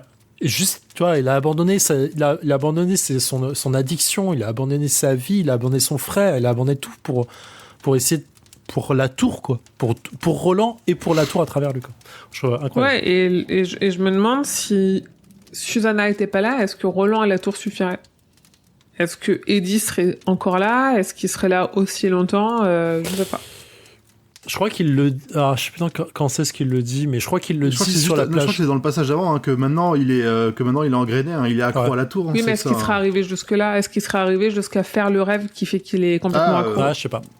Tu vois? Ça, c'est compliqué à dire par rapport au... fait, avec les infos qu'on a, quoi. En fait, c'est les personnes qui ont une meilleure vie dans leur vie d'aventure que dans leur vie réelle. Oui, ils le disent, et je sais plus si on vient de le dire ou s'ils le disent après que en fait, Susanna elle le dit, ça me fait penser à Manhattan, mais je préfère être ici que Manhattan. Ouais. Donc Jake de son côté descend lui aussi, mais une avenue. Il sait quel garçon il cherche, mais ne sait pas où ni comment le trouver. Dans une ruelle, des tags indiquent « Une rose est une rose est une rose », de couleur rouge fané, et « J'implore ton pardon » en bleu sombre. Et pour moi, là, ça démontre aussi à quel point les événements transpirent un peu d'un monde à l'autre, d'autant qu'ils sont vraiment sur le même niveau du monde. Si on prend cette image de millefeuille, vu qu'ils viennent de passer tous les deux l'entrée d'entre deux mondes, enfin, tous les deux, c'est le cathète d'un côté et Jack de l'autre, ce qui se passe de fort, je dirais, symboliquement, et de un peu de... J'ai perdu mon mot, mais en fait, qui va décider un peu de la suite des événements, notamment ce passage où Eddie dit « J'implore ton pardon », qui est le moment où il réalise le travail qu'il doit faire sur lui-même avant de devoir faire le travail sur la clé. En fait, c'est tellement fort que ça transpire là où est Jake. Ouais, ça imprime carrément. Ouais, complètement. De l'autre côté, quoi. Ouais, je suis assez d'accord. Décisif, voilà, c'est un moment décisif. Ouais. Donc Jake interpelle un vieux qui passe par là, qui croit d'abord à une agression, mais se détend. Il lui demande s'il sait où est la Marquet Academy. Ça fait 22 ans que le vieux habite le quartier, et tout ce qu'il connaît, lui, c'est une Marquet Avenue, vers laquelle Jake s'empresse d'aller. Ça, la fin de ce passage, je l'ai vraiment pas compris. Le vieil homme le regarda partir, et « Monsieur », dit-il d'une voix légèrement étonnée, « Monsieur, qu'est-ce que vous dites de ça ?» Il gloussa et reprit sa route. Parce que je pense qu'il est dans un quartier un peu mal famé, et que c'est la première fois qu'on l'appelle pas trop monsieur, quoi. C'est ça, puis surtout il a un but. Enfin, c'est aussi pour ça qu'il glousse, qu'il a l'air un peu joyeux, c'est qu'il sait où aller. Il cherchait où aller justement jusque-là. Okay. C'est le vieux qui glousse. Ah, pardon, putain, ok, c'est le vieux qui dit ça. Oui, c'est le vieux qui dit monsieur. Ouais, je comprenais pas. Je pensais que c'était Jack qui disait ça, en fait. Ah oui. Ok, my bad. J'ai très mal lu le passage. De leur côté, les membres du cathète s'installent pour la nuit. Roland et Susanna préparent le camp pendant qu'Eddie est quelque part sur la route. Il est assis en tailleur, il regarde le ciel. Il ne s'est jamais senti aussi terrifié, aussi petit. Il se souvient vaguement avoir rencontré Jake quand il était jeune, avec Henry, peu avant que celui-ci parte à l'armée. Moi là, à ce moment-là, je suis en train de me dire, est-ce un vrai souvenir ou est-ce que Jake est en train de modifier les souvenirs Il est en train de le faire. Il est en train de le faire. Ouais, on a vraiment la réponse très concrètement plus tard, mais oui, il est en train de le faire. Eddie demande à la première étoile du soir de lui donner du cran, puis retourne au camp pour terminer de tailler la clé, sous le regard de Roland et Susanna. Est-ce qu'on se rappelle de cette petite brillante étoile dans le ciel noir, première étoile que je vois ce soir, un vœu, je fais sous le ciel noir, exauce le vœu que je fais ce soir. Oui. Qui était la brillante étoile qu'il voyait aussi avec Susanna dans le tome 1 quand ils tombaient amoureux l'un de l'autre. Ouais. Voilà. Tome 2, pardon, pas tome 1. Si vous réécoutez l'épisode, j'avais mis la cantine parce qu'en plus tu la chantes. Ouais. Et j'avais trouvé la cantine en anglais, je l'avais montée dans l'épisode. Eddie termine la clé sans être sûr de savoir s'il a réussi. Il se sent vide et sans but jusqu'à ce qu'il réalise que son nouveau but, son avenir, c'est Susanna. Puis il est de nouveau assailli par un souvenir du futur. Voilà qui répond à ma question d'avant. Eddie prend un autre bout de bois qu'il taille rapidement en petits piquets. Et avant de s'endormir, il décide de repartir avant l'aube. Quand je dis il décide, c'est au pluriel. Le cathète repartira avant l'aube. Pour vite arriver au cercle de pierre, mais pas trop tôt. Ils sont dangereux la nuit. Ils partent tôt, à 4h du matin. Il faut se dépêcher, Jake y est presque. Alors qu'ils avancent au bout d'une heure, ils entendent comme des tambours ou des machines les bruits d'un immense cœur malade, celui de la cité qu'ils ont vu au loin. Le bruit s'arrête soudainement et nettement au bout de 2 heures. C'est fou cette préparation de... Il y a un truc devant, quoi. Il y a un truc devant eux. Trop bien. Tu vois, le fait de ces bruits-là, ça rappelle un peu justement, si on parle du Seigneur des Anneaux, les bruits des campements des orques, les tambours, les tam-tams. Les tambours de la Moria. C'est ça, et oui, exactement, les tambours de la Moria, tout à fait. Clairement, pour moi, ça peut annoncer que des trucs négatifs, ce genre de tambour, tu vois. Je vois pas... Y a pas de doute, là, ça, on est d'accord. C'est le tambour de guerre. Dans quel monde je me dis, cool, il fait une kermesse, quoi, tu vois. Non. C'est une kermesse et les enfants, c'est négatif, Désolé. Je préfère la kermesse avec des enfants que ce qui les attend à Lude, franchement. T'as pas vu Il Est-ce que j'ai vu ILS? Non, je l'ai pas vu. Oui, je sais, parce qu'on en a beaucoup parlé, mais non, je l'ai pas vu. En route, Jake s'arrête pour contempler une affiche de Le Bon, la Brute et le Truand, où on voit Clint Eastwood avec ses yeux bleu bombardier. Oui. Et là, on a la définition de bleu bombardier, c'est d'un bleu pâle et fané. Exact. Et qui en plus évoque beaucoup Roland au garçon, assez pour qu'il parle à l'affiche et lui reproche de l'avoir laissé tomber. Pas les fanés, pour moi, ça me rappelle un vieux jean. Ouais. Je l'imagine avec des yeux en vieux jean. Vieux jean passé, délavé. Bon, la brute et le truand, est-ce qu'on a besoin de préciser que c'est marrant qu'il y ait ce film-là? Non, il y a 3 personnages. C'est surtout le film qui a donné naissance à Attends. Et 99 centimes la séance, bon, c'était pour la blague. Évidemment, et je dis, mais t'es quoi, pardon? Ah oui, moi je trouvais ça marrant que ce soit après avoir croisé l'affiche qui représente Roland qu'il croise Eddie. Tu vois, il y a un côté de même Roland qui est pas là, en fait, lui dit c'est à ce moment-là qu'il doit le voir, quoi. C'est marrant. Oui. Alors qu'il reprend sa route, il entend finalement dans son dos les 2 garçons, dont celui de 12-13 ans de son rêve. Le plus âgé des 2 est en train d'embêter la caissière du cinéma. Et pour Jake, il est l'archétype du voyou de fond de classe. Ceux qui vont trop loin, qui font le chien battu incompris quand on les engueule. Genre, vraiment les têtes j'ai trop l'image en tête, j'en ai eu aussi. Oui, j'en ai eu aussi, je les vois bien. Tout le monde. Tu les aimes bien et en fait, ils sont Je pense que les pires, quoi. Ceux qui disent qu'ils les ont pas eu, c'était eux. Non, j'en avais pas dans ma place, c'était toi du coup. Dur. Ce sera la question de l'épisode. Est-ce que c'était vous le voyou du fond de classe? En vrai, c'est comme le syndrome de l'imposteur. Hein. Ceux qui l'ont pas, ce sont les imposteurs. Hein. Ah là là, dur. Du coup, non, on m'a bully, moi, toute ma scolarité. Après, je fais de la phobie scolaire.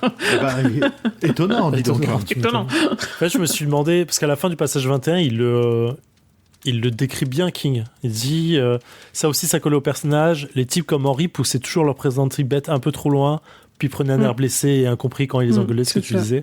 Et c'est toujours qu'est-ce qui te prend, ou t'as aucun sens de l'humour, ou encore ne t'énerve pas comme ça. Je me demande, en fait, si c'est pareil, si lui aussi l'a vécu forcément pour comprendre ce point, quoi, tu vois.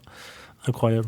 Ouais, après, il s'est beaucoup servi de l'expérience de ses enfants pour écrire sur les enfants. Et là, il écrit encore beaucoup sur les enfants parce qu'il adore ça. Et du coup, il observe ses petits-enfants. Ouais. Donc, ça a un peu changé. Mais je pense qu'il y a aussi ça. Alors que Jake se demande ce que le plus jeune fait avec un gars comme ça, en les observant, il comprend, ils sont frères. Et c'est vrai que moi, jusque-là, je m'étais pas dit qu'il avait zéro info sur qui est Eddie et qui est Henry, alors que nous, depuis le début, on a ça, quoi. C'est vrai, on sait.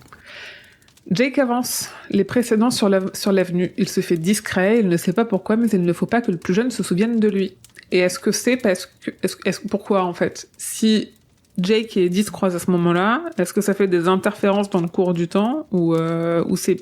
Il faut pas que Henry le voie, sinon ça peut changer des choses. Non, je pense que justement c'est peut-être plutôt une histoire de paradoxe. Si Eddie se souvenait déjà de Jake avant, ils auraient peut-être pas eu les mêmes discussions avec Roland. Ça aurait peut-être entraîné des chemins différents à la suite. Ouais, je pense qu'il y a un côté paradoxe et je pense qu'il y a un côté de il veut pas que Henry le voie parce que si Henry fait quelque chose, il peut en plus, avoir des problèmes. Ouais. Et puis il le lâchera pas en plus si Henry. Je pense que c'est dans ce sens-là, je le voyais. Ouais. King arrive à nous caser que même Jake voit à quel point le petit frère aime son grand frère, puisque Jake se dit qu'Eddie pardonnerait beaucoup à son grand frère avant de le considérer comme une cause perdue. Il est dur tout ce passage. Ouais. Franchement, ce passage m'a fait mal au cœur sur énormément d'aspects, quoi. Ouais. Eddie et Henry entrent sur un terrain de basket où Henry bouscule un petit peu son petit frère à base de moqueries et de quasi-agression physique, quand même. Un petit peu, il est relatif. Quasi. Le passage de « Oh, le petit chou a pris son short », c'est pas adorable. Je l'entends. Je l'entends le dire. C'est terrible. Après s'être relevé de la chute provoquée par son frère, Eddie récupère le ballon d'une main rapide et délicate. Et moi, je me dis, c'est probablement celle d'un pistolero ou d'un futur pistolero. Et marque un beau panier. Jack pense qu'Henry va se venger, mais constate qu'Eddie feinte de moins bien jouer pour le laisser marquer et probablement gagner, dans le but de ne pas prendre une roast, mais en plus d'aller où Eddie lui demande d'aller depuis le début. Qui n'a jamais fait ça avec... Enfin, pardon. Je faisais ça avec mon grand frère sur les consoles de jeu. Quand je devais gagner, je le perdais. Pour pas qu'il s'énerve. Ah la vache. Ouais. Je suis pas le seul au monde à avoir fait ça. Je vous attends dans les commentaires. Dites-moi si je suis pas le seul, s'il vous plaît, quoi. Non, ce qui est pas mal, c'est qu'on voit quand même un côté de Eddie, même si on le savait déjà, très malin et qui arrive à manipuler, finalement, à se protéger aussi un peu de son grand frère, qui, même s'il se l'avoue pas forcément, on l'a déjà vu plusieurs fois, qu'il sait que s'il lui fait du mal et qu'il a des moyens de combattre ou de passer outre tout ça. Ouais, je trouve ça profondément triste parce que c'est une relation d'amour d'un côté et presque de haine de l'autre. En fait, c'est pas le même type d'amour. T'as un amour sincère. Henry, il est vraiment jaloux de tout ce que les autres font mieux que lui et il sait pas faire grand chose, donc il est jaloux de beaucoup de monde. Ouais. Il est énervé en fait, il s'énerve vite. Ton grand frère, il est censé être fier de toi quand tu réussis quelque chose, il est pas censé te forcer à te cacher des choses dont t'es doué, tu vois. Et moi, je trouve ça hyper triste. Et ça marche. Henry consent à aller au manoir et raconte à Eddie que des corps y ont déjà été retrouvés. Des corps qui n'avaient pas de traces de sang, les yeux exorbités et les cheveux tout blancs, comme pétrifiés de terreur. Henry semble y croire et ne raconte pas ça que pour faire peur à son frère. Ouais. Là, on voit quelques failles d'Henry quand même. Lui aussi, il y croit. Il y a ce côté de la voix qui parvenait aux oreilles de Jack était solennelle. Il était sûr qu'Henry ne rigolait pas cette fois. Il croyait dur comme fer à ce qu'il disait. Mais tu notais que Jack avait déjà ce truc de détecter les mensonges et de voir la vérité derrière les mots. Ce qu'il aura d'autant plus dans le tome 5 avec les loups de la Cala. Ouais. Il verra... je sais plus comment c'est dit, mais il voit que les gens mentent ou un truc comme ça. Et du coup, il suit le père du gamin, je sais plus comment. Ouais, je pense que Jake est de toute façon plus mature émotionnellement sur ces choses-là que ne l'est Eddie, malgré la différence d'âge. Là, ils ont 3 ans à peu près de différence d'âge. Jake est plus sensible, mais c'est vraiment une question de maturité parce que il vit avec des parents qui l'ont toujours traité comme un adulte et jamais comme un enfant. Alors que Henry traite son petit frère comme un bébé sans arrêt. Donc du coup, ça crée forcément un décalage. Classe sociale. Ouais. La méritocratie, tout ça. Ouais. Alors qu'Eddie va prévenir leur mère qu'ils rentreront plus tard et la taxer de quelques dollars au passage à la demande d'Henry, ce dernier attend en faisant des croche-pieds à des gamins qui passent. En plus, quand il en chope un à la fin, il lui jette sa clope à la gueule. Quoi. En fait, sais, c'est ce genre de gamin dans la rue, tu sais que tu peux pas le gifler parce que c'est pas ton mais t'as gamin, envie, mais t'as envie de le jeter sous une roue, quoi. C'est celui qui te convainc de pas faire d'enfant quand t'hésites. Tu vois, tu dis, bon, C'est celui qui te convainc que la prison c'est pas bien, il faut pas le faire. Faut pas le tuer. Eddie réapparaît, changé et avec 2 billets de $1. Alors les frères se mettent en chemin. De son côté, le cathette a avancé jusqu'au cercle de pierre. Tout est verdoyant autour, mais le centre du cercle formé par les pierres n'est fait que de terre recouverte d'os de petits animaux. On note la référence à Stone Age, qui du coup serait un passage entre les mondes. Oh oui. Voilà. Attends, c'est dans quelle nouvelle de King cette histoire de N. Dans N, ouais. C'est pareil. Exactement. En plus, dans N, t'as vraiment ce truc où les arbres tombent sur la route pour pas qu'il y aille, machin. Ouais. Eddie sait qu'il va devoir entrer dans le cercle pour dessiner quelque chose dans la terre, et Roland le prévient que ça attirera une chose qui vit ici. L'odeur puante du lieu rappelle à Eddie celle du manoir. Oui, putain. Oui. Roland se tient prêt et demande à Susanna de garder Data Walker dans les parages. Ils vont en avoir besoin, alors il lui explique. Un démon vit ici. Il va vouloir protéger son territoire. Les démons sont assoiffés de sexe. Le seul moyen de détourner son attention d'Eddie, ce sera de coucher avec lui, soit Roland, soit Data, en fonction du sexe du démon. Petite blague de Roland, quand même. Vas-y. Petite blague. C'est Data qui dit, s'il est à voile et à vapeur... Oui. On s'en occupera tous les deux. On s'en occupera tous les deux. Oui, c'est rigolo. Tu dis, c'est moderne quand même pour l'époque. Ouais, tu vois. J'aime bien le à voile et à vapeur, c'est rigolo comme expression. Oui. Le passage de l'odeur, j'adore. J'adore que le passage entre les mondes soit si fin que l'odeur puisse paraître, en fait. Et la transformation de Susanna en Data, putain, elle est tellement coolos. C'est progressive, hein, dans sa façon de parler. Putain, je sais pas, je voyais un Super Saiyan qui se transforme, moi, c'était trop cool. C'est trop bien, putain. C'était très, très manga, ce passage, j'adore. Et j'ai la citation de Eddie, « Tout n'est pas silencieux dans les corridors de la mort. Voyez le dormeur qui s'éveille. » Voyez, le dormeur s'éveille. Voyez, le dormeur s'éveille, ouais. Me semble que c'est une phrase qui reviendra dans le tome 7. Je me note pas, mais je le dis. Je suis à peu près sûr que c'est pas la première fois qu'on entend parler des corridors de la mort. Ouais. Parce que oui, Eddie, lui, il est hypnotisé par le cercle de pierre. Il sent un monstre entre les mondes qui est en train de s'éveiller. Et c'est à ce moment-là où il dit cette phrase-là. Et à ce moment-là, vu que lui, il parle de monstre, Roland le reprend pour dire un démon. Mais Eddie insiste et il parle d'un monstre. Et c'est là, en fait, où il parle de la maison. Parce qu'Eddie, il voit ou il sent la maison, littéralement, qui est en train de se réveiller. Parce que Jake, de l'autre côté, est en train d'arriver dans la maison. Exact. Et cette histoire de monstre gardien sous forme de maison, on en a une aussi dans Talisman. On parlait, la dernière fois, tu parlais de territoire, qui est la suite de Talisman. Et on disait, non, mais ces territoires, machin. En fait, dans Talisman, il est déjà dans les territoires et il est déjà dans des parties du monde de Roland. C'est pas, peu importe le tome. Mais du coup, on a déjà, il y a des réminiscences d'éléments du cycle de la tour dans le territoire. D'accord. Et dans Talisman, là, en l'occurrence. Il faut y aller. Le cathette, dont une Susanna qui a récupéré progressivement son accent du sud, pénètre dans l'anneau de parole. Il se met à pleuvoir. Et là, tu fais ouh.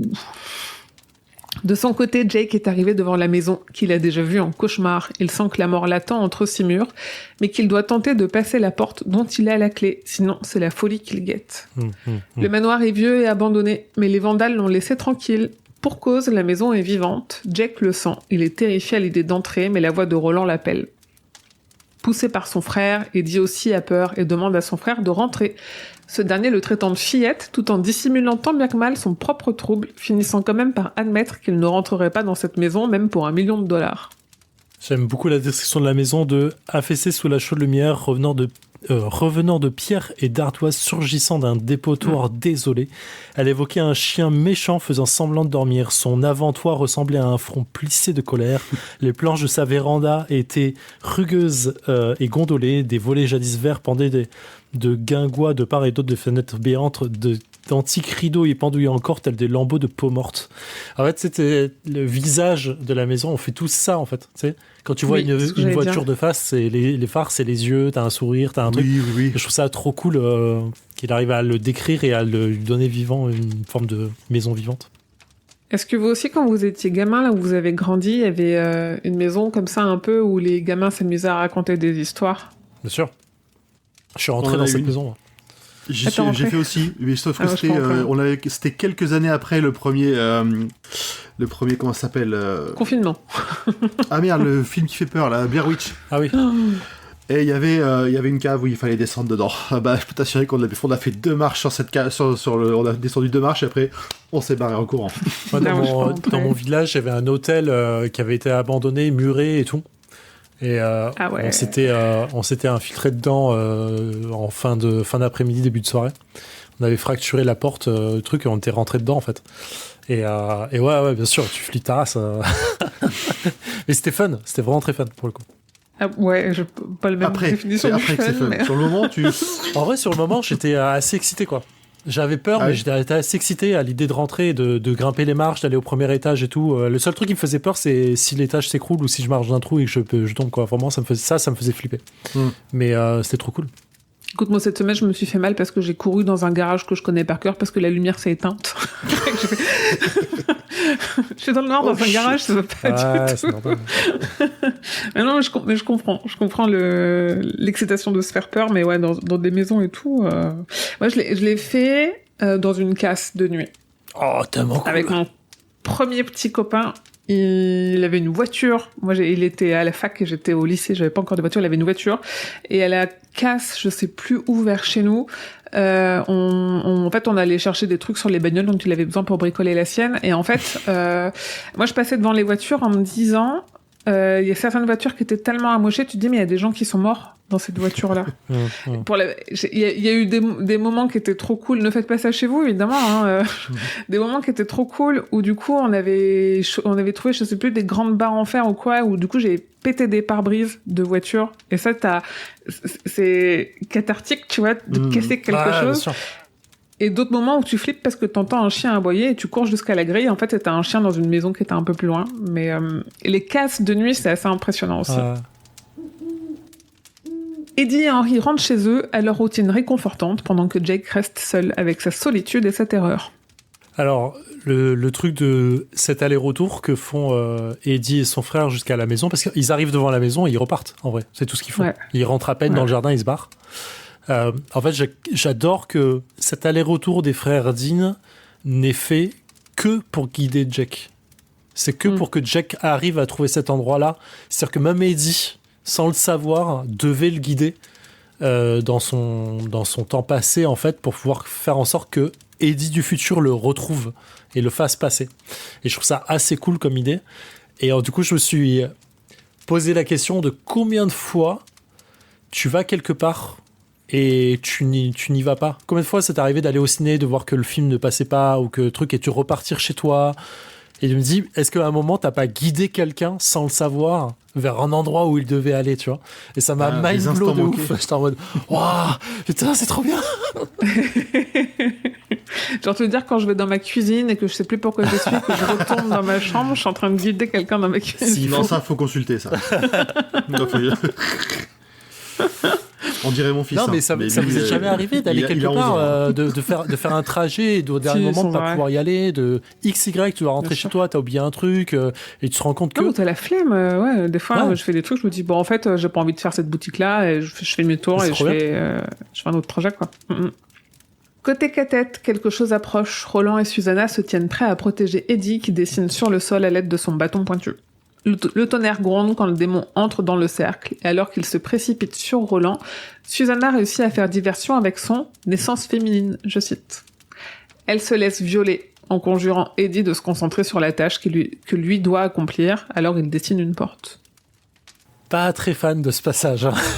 Il est plus tard. Les déjà, détails là, il y a un sur premier le passage. Elle hurla, se convulsa, ses tonsons saillir sur sa gorge, sa robe s'aplatit sur ses seins et son ventre se furait. On peut s'en passer. J'étais pas à l'aise. Alors moi, je passe très vite sur ces détails parce qu'ils sont extrêmement compliqués à lire. D'autant après, je me dis peut-être que c'est compliqué à lire quand t'es un homme, mais quand t'es une femme, tu te projettes un petit peu plus. C'est extrêmement important dans les récits de viol quand on King, il détaille toujours la douleur, et je trouve ça très bien qu'il détaille ce que c'est un viol, parce que ça aide à pas minimiser ce que c'est, et à minimiser l'impact que ça a mentalement sur elle, même mentalement sur son compagnon qui est à côté, physiquement, ce que ça provoque. C'est hyper important que les détails soient là. Après, nous, on n'est pas là pour les redire. Moi, j'étais extrêmement mal à l'aise en lisant tous ces passages-là, donc voilà. Mais voilà. Donc, il dessine une porte. Et de son côté, Jake avance vers la maison, faisant taire les voix dans sa tête, qui l'en dissuade avec une phrase absurde que lui-même a du mal à comprendre. Toutes les choses servent le rayon. Toutes les choses servent le rayon. Moi, j'adore que les premiers pas de Jake soient ses premiers pas de pistolero dans les drawers, quoi. Il passe dans les drawers, littéralement, là. C'est vraiment...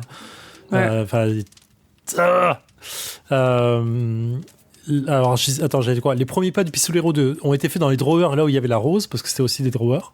Et là, on assiste à ses premiers pas vers son premier combat seul. C'est le passage. Et tout le passage de la fin de ce passage, il est ouf. Jacques s'arrêta en bas des marches pour examiner la porte. Il avait entendu des voix dans le terrain vague et il les entendait de nouveau. Les voix de la rose. Mais c'était à présent un cœur de damné, un salmigondi de menaces et de promesses également démentes. Il pensait cependant n'entendre qu'une seule voix, la voix de la maison. La voix de quelque gardien monstrueux venant de se réveiller après un long sommeil agité. Il pensa brièvement aux rugueurs de son père, envisagea même de le sortir de son sac à dos, mais à quoi servait-il ? Derrière lui, les voitures roulaient dans Renaud Street. Et une mère hurlait à sa fille d'arrêter de faire des yeux doux à ce garçon et de rentrer le linge, mais ici c'était un autre monde, un monde où régnait un être lugubre sur lequel les armes à feu n'avaient aucun pouvoir. « Sois sincère, Jack, tiens-toi droit. »« D'accord, murmura-t-il d'une voix tremblante. D'accord, je vais essayer, mais t'as intérêt à plus me laisser tomber. » Lentement, il commença à gravir les marches du perron. J'ai des frissons, putain. Et il entend la voix de Roland. Tellement cool. Clairement. Oh là là. La loyauté de ce petit garçon envers cet homme, où à chaque fois il lui dit « Mais tu me laisseras plus tomber !» Il l'a dit devant l'affiche, il le dit là, et il le dit là en conclusion d'épisode. Moi j'ai pleuré en disant. Bien sûr. Je te laisserai plus tomber. Je te laisserai pas tomber de la voiture.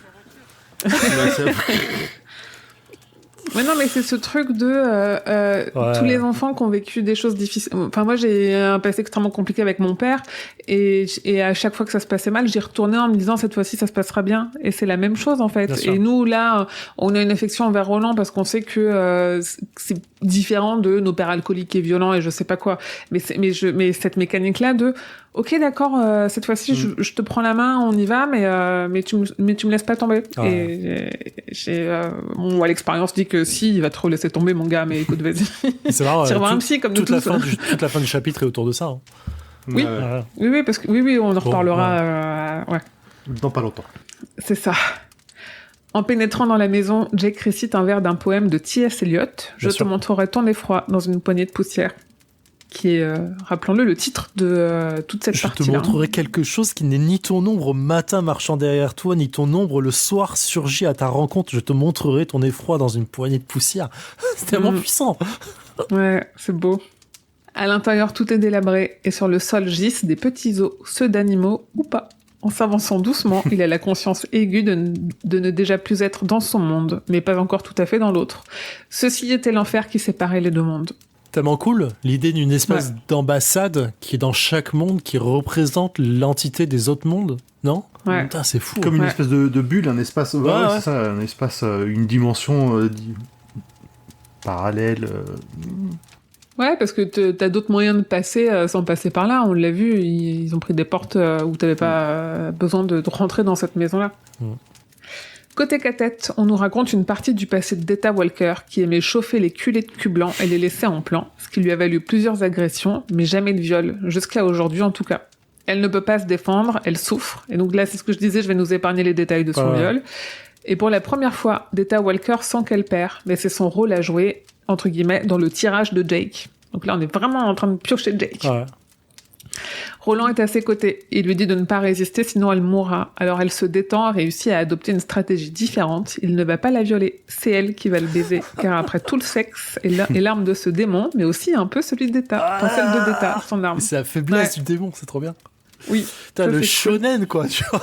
Ce retournement de situation. Non, mais c'est le shonen, quoi. C'est Hardcore, c'est mais Sangoku ouais. qui se relève parce qu'il il a la force de.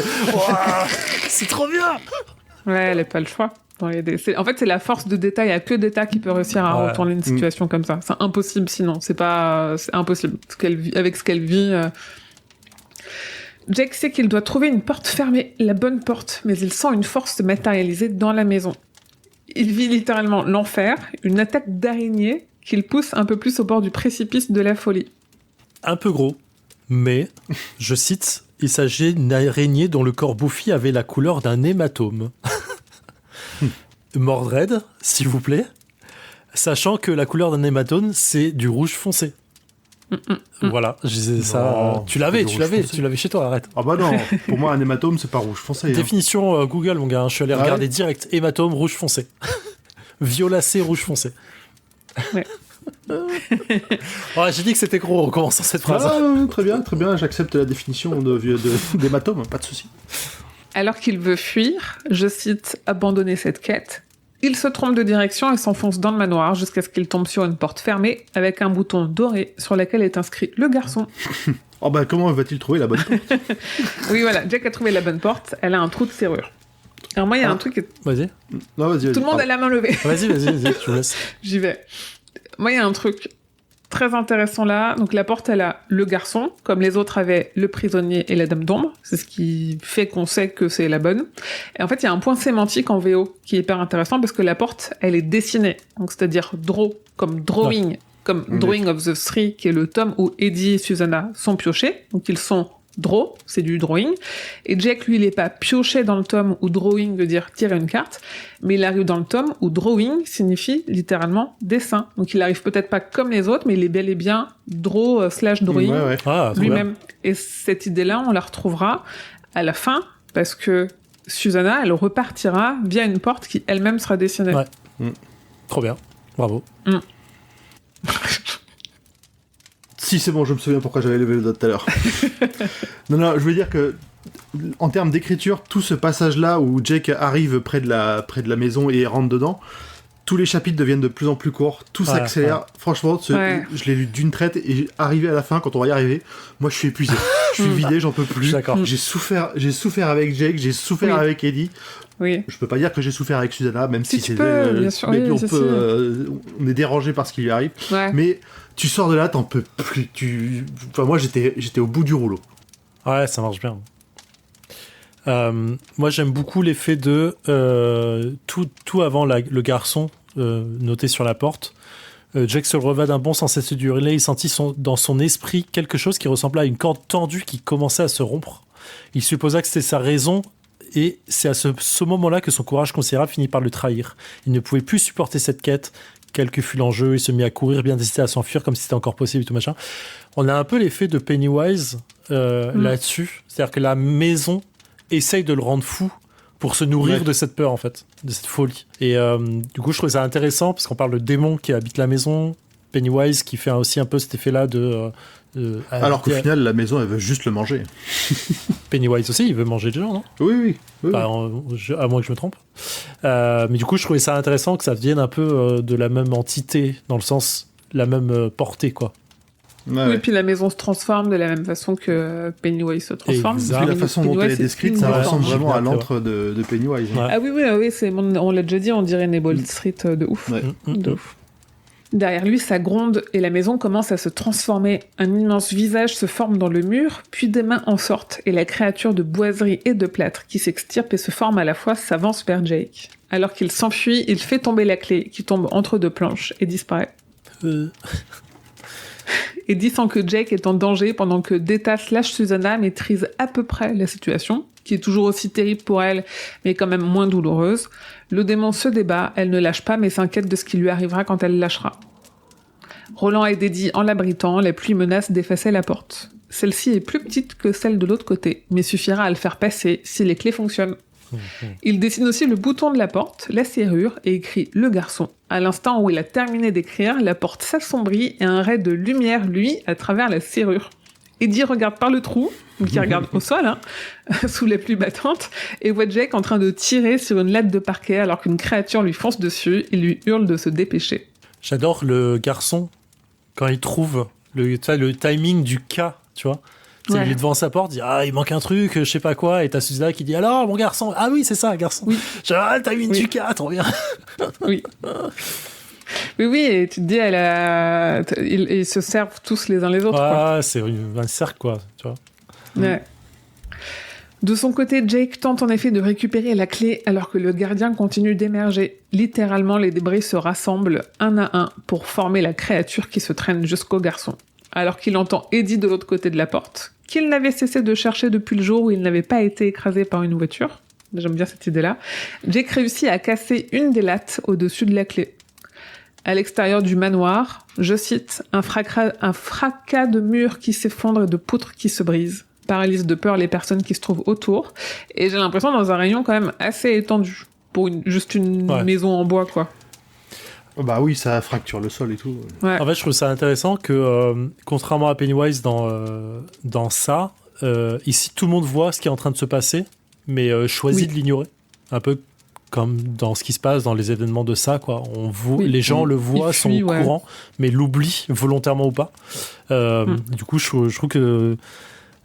En fait, la scène est forte pour l'impact de la bataille qu'il y a sur le monde et l'environnement. T'as tout qui est pété autour de ça. Mais c'est comme si la maison devait donner tout ce qu'elle a pour Jake. Tu vois, elle est vraiment à 100% pour essayer de l'empêcher, en fait. Et on peut presque imaginer que c'est pas sa première victime, mais que c'est la première qui lui échappe, quoi. Et donc elle s'effondre sur elle-même et elle implose. Comme la maison de Pennywise en l'occurrence. Alors que la maison se défend, Jake récupère la clé et la met dans la serrure, ce qui déclenche un chœur de chant, le chant triomphant de la rose. La main de plâtre s'approche de lui, mais il réussit à tourner la clé dans la serrure et à ouvrir la porte, qui ne s'ouvre que sur un rectangle de terre. Ouais. Il reste immobile sans comprendre, et derrière lui, la main se referme sur une de ses chevilles. Maintenant que tu parles du cœur, j'ai l'image de cette scène-là avec Carmina Burana en fond. Au moment où il met la clé. C'est vraiment cool. Roland arrête d'abriter Eddie et rapproche Susanna d'eux. Il lui fera signe quand elle devra relâcher le démon. Eddie, lui, entend les cris de Jake. Il est temps d'utiliser la clé, mais quand il l'enfonce dans le trou de serrure, elle refuse de tourner. Oh. De son côté, Jake réussit à se débarrasser de la main de plâtre, mais le reste de la créature continue de s'approcher. Le visage de l'homme /gardien/maison est désormais dans son champ de vision. Eddie réussit à mettre de côté le regard sévère de Roland et les cris de Jake et Susanna. Il se défait de son voile de peur et récupère son sang-froid. Alors il voit que le bout en forme de S n'est pas tout à fait comme il faudrait. Il le retaille, genre un micro-chouïa. J'adore cet échange. Tout est histoire de précision. Ouais. L'échange, il est trop bien, tu sais, le micro-poil. C'était le petit machin en forme de S au bout de la clé, bien sûr. Cette seconde courbe était un peu trop grosse, d'un micro-poil. Couteau, dit-il en tendant la main comme un chirurgien en salle d'opération. Roland posa le couteau dans sa paume sans dire un mot. C'était vraiment stylé, quoi, tu sais. Au milieu, t'as la grêle, t'as Susanna qui est en train de se débattre avec le démon, t'as tout. Il dit, couteau. Alors, il dit pas juste couteau, c'est couteau. Je pense que c'est dit-il ça, ouais. couteau, dit-il. Oui, je pense qu'il y a quand même que c'est plus couteau que couteau. Oui, j'imagine la scène assistée, quoi. Tu vois, un impératif un peu plus fort. J'imagine le temps qui se fige au moment où il dit ça, tu vois. Ouais. Jake s'est fait attraper par la main de plâtre et commence à être traîné jusqu'à l'immense visage coincé à l'autre bout du couloir. Il se débat et réussit à se libérer, laissant derrière lui jean et basket. Et là, c'est hyper intéressant parce qu'en fait, il est en slip, donc il va passer la porte un peu en slip, comme Eddie a passé la porte tout nu, avec cette question de il renaît, donc en fait là, nouvelle vie, nouveaux parents, nouvelle famille, machin, nouvel animal de compagnie, la totale, quoi. Il le dira clairement dans le texte, qu'ils vont émerger comme des nouveaux-nés, ce sera... Mais oui, pas mais d'interprétation. Ouais, mais il le met vraiment à poil comme il l'a fait pour Eddie. Sauf que vu que c'est un petit garçon, il le garde au moins son slip. Mais oui. Écoute, il a pas toujours eu cette sensibilité. Ouais, mais bon. Il rampe jusqu'à la porte avant de se faire attraper à nouveau. J'adore dans cette scène. Tu vois, je repense au couteau que Roland donne à Eddie sans un mot, tout machin. En fait, que chacun ait un rôle à jouer fort, tu vois. Roland, qui est le héros de l'histoire, qui machin et tout, est tellement en retrait de ça parce qu'il a rien à faire, en fait. Là, dans toute la scène, il n'y a rien à faire, en fait. Jusque-là, il protège, il essaie de mettre un carré pour protéger des grêlons, machin et tout. Mais tu vois, je trouve que c'est fort que tout soit équilibré, entre guillemets, quoi. Tu vois, c'est incroyable. Tout le monde est indispensable. C'est impossible que ça réussisse sans chacun d'entre eux. Exact. Eddie a réussi. La clé tourne et il ouvre la porte qui s'était matérialisée devant lui. Il sent avec certitude que 2 mondes sont entrés en contact. Tellement cool. La clé qui se brise à ce moment-là. Il tourne la clé, ça, elle fait que ça. J'adore cette idée de clé unique qui fera que cet effet-là, en fait. Il se trouve au-dessus de Jack. Oui, parce qu'on a dit que c'était un millefeuille, que c'était dans son ombre. Et c'est compliqué à décrire parce que du coup, pour Jack, lui, c'est en face de lui, mais Eddie, lui, c'est en dessous de lui. C'est marrant, je me suis dit, il regardait vers le bas à la verticale, mais voyait à l'horizontale. Je n'arrive pas mentalement à me donner cette image. Impossible. J'essaye de me dire, j'ai le dessin en tête, sans problème. Mentalement, j'arrive pas à me représenter ce que voit Jack et ce que voit Eddie. C'est impossible. C'est comme les images architecturales impossibles, là, l'escalier qui est en triangle, où tu dis en fait c'est impossible parce que. L'escalier infini. Oui, il y a exactement. Une erreur qui fait que. Ouais, c'est la même chose. Ouais. Et en tout cas, il voit Jack se faire emporter, et tout à coup, il est bousculé. Et c'est Roland qui l'a poussé de là. Il ordonnait à Susanna de lâcher le démon. Ce qu'elle a fait. Le pistolero s'en est emparé, je cite, les bras chargés d'un fardeau de néant, et a plongé à travers la porte. Avec l'aide de Deta, elle avait tissé une toile dans son esprit pour piéger le démon et elle la défie, dans le sens défaire la toile. Moi, je reviens à ma théorie de la magie dans l'entre-deux-mondes qui n'est que le fait d'imposer sa volonté à l'autre. Et qui fait que là, Deta, c'est exactement ce qu'elle a fait. Elle a imposé le fait, sa volonté au démon de rester là où il était, par le sexe. Et en fait, c'est exactement ce qui s'est passé. Et je trouve que, pour moi, ça fonctionne toujours aussi bien, quoi. La magie dans l'entre-deux-mondes, c'est la volonté forte d'imposer les choses. Ouais. Roland a passé la porte et a relâché le démon invisible sur le gardien qui avait attrapé Jake. Ce dernier se trouve alors libéré. Le pistolero récupère le gamin, terrifié mais aussi soulagé que Roland soit bel et bien venu et s'engouffre dans la porte. Tu es venu, oui, je suis venu par la grâce des dieux et par le courage de mes amis, je suis venu. Ah, tellement cool. Allongé par terre, Eddie et Susanna tirent Roland et Jake vers le haut. Avec Susanna qui attrape le menton de Roland, c'est un peu... on est vraiment sur une scène d'accouchement. Ouais, exact. Même pour Roland, quoi. Ils arrivent à s'extirper et à passer la porte de terre. Eddie la referme derrière eux sous les ordres de Roland, faisant taire les cris qui montaient de la terre. La porte disparaît peu à peu. Susanna s'approche de Jake pour voir comment va le garçon, mais celui-ci ne veut qu'une chose, poser une question au pistolero. « Tu ne me laisseras pas tomber cette fois ?» Roland répond « Ni cette fois ni jamais », mais Jake doute. Il sait que les sacrifices seront nécessaires pour la tour. Mais même Roland doute dans son cœur. Oui.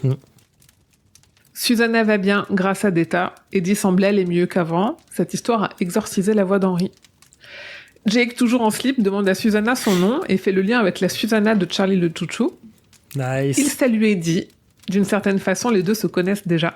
Jake fait aussi remarquer à voix haute qu'ils n'ont pas encore trouvé le train. Jake et Roland vont mieux eux aussi. Ils n'entendent plus de voix, ils ne sont plus coupés en deux. Ils se prennent dans les bras l'un de l'autre et pleurent. Roland fait des promesses, plus à lui-même qu'à Jake réellement. Il sait qu'il ne pourra peut-être pas les tenir. Mais son cœur, cet organe silencieux et vigilant, ce prisonnier du cas, considéra cette promesse avec un certain étonnement, voire un certain doute. Super la suite. D'une page sur l'autre, quasi, il fait 2 fois cette promesse et 2 fois il sait qu'il va pas la tenir. C'est incroyable. Mais Jack aussi sait qu'il pourra pas la tenir. Enfin, tu vois, des fois t'as besoin qu'on te dise des choses impossibles, mais juste t'as besoin de les entendre. Ouais. Je reviens juste sur le démon du coup qui est poussé par Roland donc dans le monde de Jack. Si on se souvient de qui est le démon, je reviens sur ça ou pas? Je réexplique. J'avais expliqué dans un épisode. Je vais dire explique. Tu peux. 3e épisode, si je dis pas de conneries, l'oracle et la montagne. Qui est la personne derrière l'oracle là, qui fait l'amour avec Roland? C'est Mia. Mia qui interviendra dans le fin du cycle, qui donnera naissance à Mordred, parce que c'est la semence de Roland qu'elle porte et qu'elle va injecter parce qu'on peut parler d'injecter dans le corps de Susanna à ce moment précis où on parle, enfin, dans le tome 3. Mia est donc renvoyée dans le monde de Jack par Roland. Et du coup, je me posais la question de comment elle revient dans l'entre-deux-mondes, parce qu'elle va revenir dans l'entre-deux-mondes, du coup. Ou est-ce qu'elle revient ? Ah, bah c'est le... Non, c'est le château... Non, elle revient pas dans l'entre-deux-mondes. Elle est dans le château à la fin. Elle est en... Merde, je me souviens plus du nom. Elle revient, par contre, dans le monde clé. Elle revient à New York.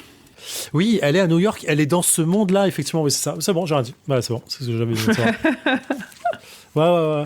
Elle est pas à Discordia, parce que c'est quand elle est à Discordia qu'on lui promet de faire un enfant. Ah oui, Discordia, c'est plutôt son passé. Ouais, c'est son passé. On entend parler. C'est bon, alors. Du coup, effectivement, elle est là où elle doit être. Elle a été jetée par Roland dans le monde de Jack, là où il y a la rose, là où ils devront voir la rose plus tard, qui va être rachetée par la Tate Corporation, et ainsi de suite.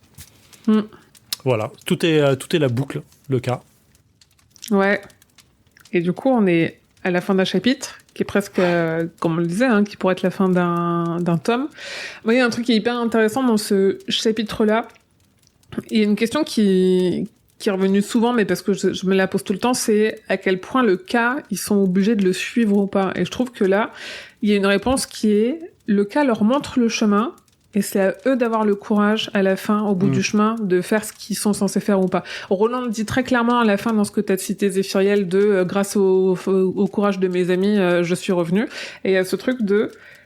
Le cas, il montre à Eddie comment faire la clé, et c'est à lui de se démerder pour enlever son voile de peur et se débarrasser de ses traumas pour réussir à la terminer. Et c'est pareil avec Jake, de combattre ses parents, se rebeller face à ses parents, se rebeller face à l'école, et réussir à aller jusqu'à la maison et combattre sa peur dans la maison pour réussir à passer dans ce monde-là. Et c'est pas le cas qui fait qu'il réussit qu'il a ce pouvoir, qu'il a ce courage-là. Juste le cas lui dit, ok, c'est ici que ça se passe. Maintenant, tu te démerdes, c'est ton épreuve, quoi. Et je trouve ça intéressant parce que du coup, j'aime bien. On est tout le temps en train de se demander quel est leur libre arbitre. En fait, ils ont le libre arbitre, c'est juste qu'ils sont un peu forcés dans l'idée. Ils sont guidés. Le cas, c'est un guide très précis, mais c'est en tout cas assez précis pour qu'ils sachent que ça vaut la peine de dépasser ses peurs, ses terreurs, ses angoisses, de se battre pour réussir à suivre la voie du cas. Ouais, je pense qu'il y a un effet. Ça, on l'avait pas trop encore là. Il y a aussi un effet de le cas choisit les personnes qu'il faut. Dans le sens, il sait que ce sont les personnes qui sont susceptibles de réussir. Oui, bien sûr. Oui, et ça, c'est tout le tirage de cartes où on sait que c'est pas du hasard. Ouais. Même si souvent on voit le cas comme le destin et trucs comme ça, quand dans ces parties-là, c'est plutôt, il a donné une direction, c'est aux gens d'y aller, quoi. C'est vraiment, ils pourraient se planter, ils pourraient craquer. Jack craque à un moment dans la maison d'ailleurs. C'est presque de la chance.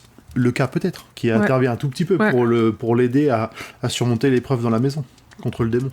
Oui, parce que le fait que quand il a peur, il court pour sortir, en fait il se retrouve à se perdre dans le manoir et à se retrouver devant la bonne porte. Ouais. Est-ce que c'est pas un effet du cas aussi qui dit, hop, t'essayes de sortir, je te mets une petite tapette sur le côté, comme ça tu pars dans la bonne direction, quoi. Ça marche. Moi je dors. Ouais, c'était cool. C'était très cool, ce passage. Et le prochain passage, on rencontre Hot tout de suite. Ouais, c'est le premier truc, je crois. Oui, j'ai pas commencé à avancer. J'ai lu les 3 premiers points et il y a déjà Hot, quoi. Moi, j'ai te faire le passage avec dans le village avant Lude, je kiffe tellement fort. Hein. Ouais, on verra. Peut-être que pour cet épisode-là, ça ira. On verra si on fait le chapitre en entier ou pas. C'est une question plus de timing, de ce que j'arrive à résumer ou pas. On tiendra les gens au courant et on se tiendra nous au courant entre nous. On aura peut-être des épisodes un peu plus courts là jusqu'à l'été parce qu'on a un mois de mai bien chargé. Oui, pour des bonnes raisons, mais du coup, en vacances, on peut pas toujours faire ce qu'on veut. Oui, c'est ça. Voilà, donc du coup, cet épisode sort le 19 avril. N'hésitez pas à continuer à poster des commentaires sur Spotify. Avec un peu de chance, ça favorise l'algorithme. J'aurais trouvé d'ici là une question et un sondage à vous faire. Sinon, comme d'habitude, YouTube, Discord, sur Twitter, ça marche aussi parce qu'on a répondu sur cette question de traduction de devinette sur Twitter. N'hésitez pas. Rendez-vous le 19 mai pour la suite. Merci messieurs pour ce nouvel épisode avec vous. Mais de rien, c'est toujours un plaisir.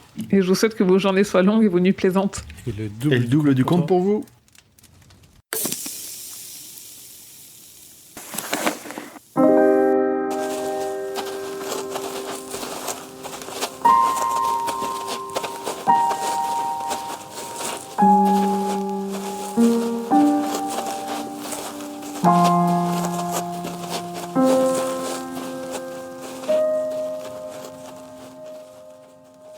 Non. Ça marche. Est-ce que tu as testé ton micro grand poil, ton enregistrement? Yep. Je suis prêt à J'imagine démarrer. que c'est ce qu'est en train de faire Zef. Ouais. Ça y ressemble. Très fort.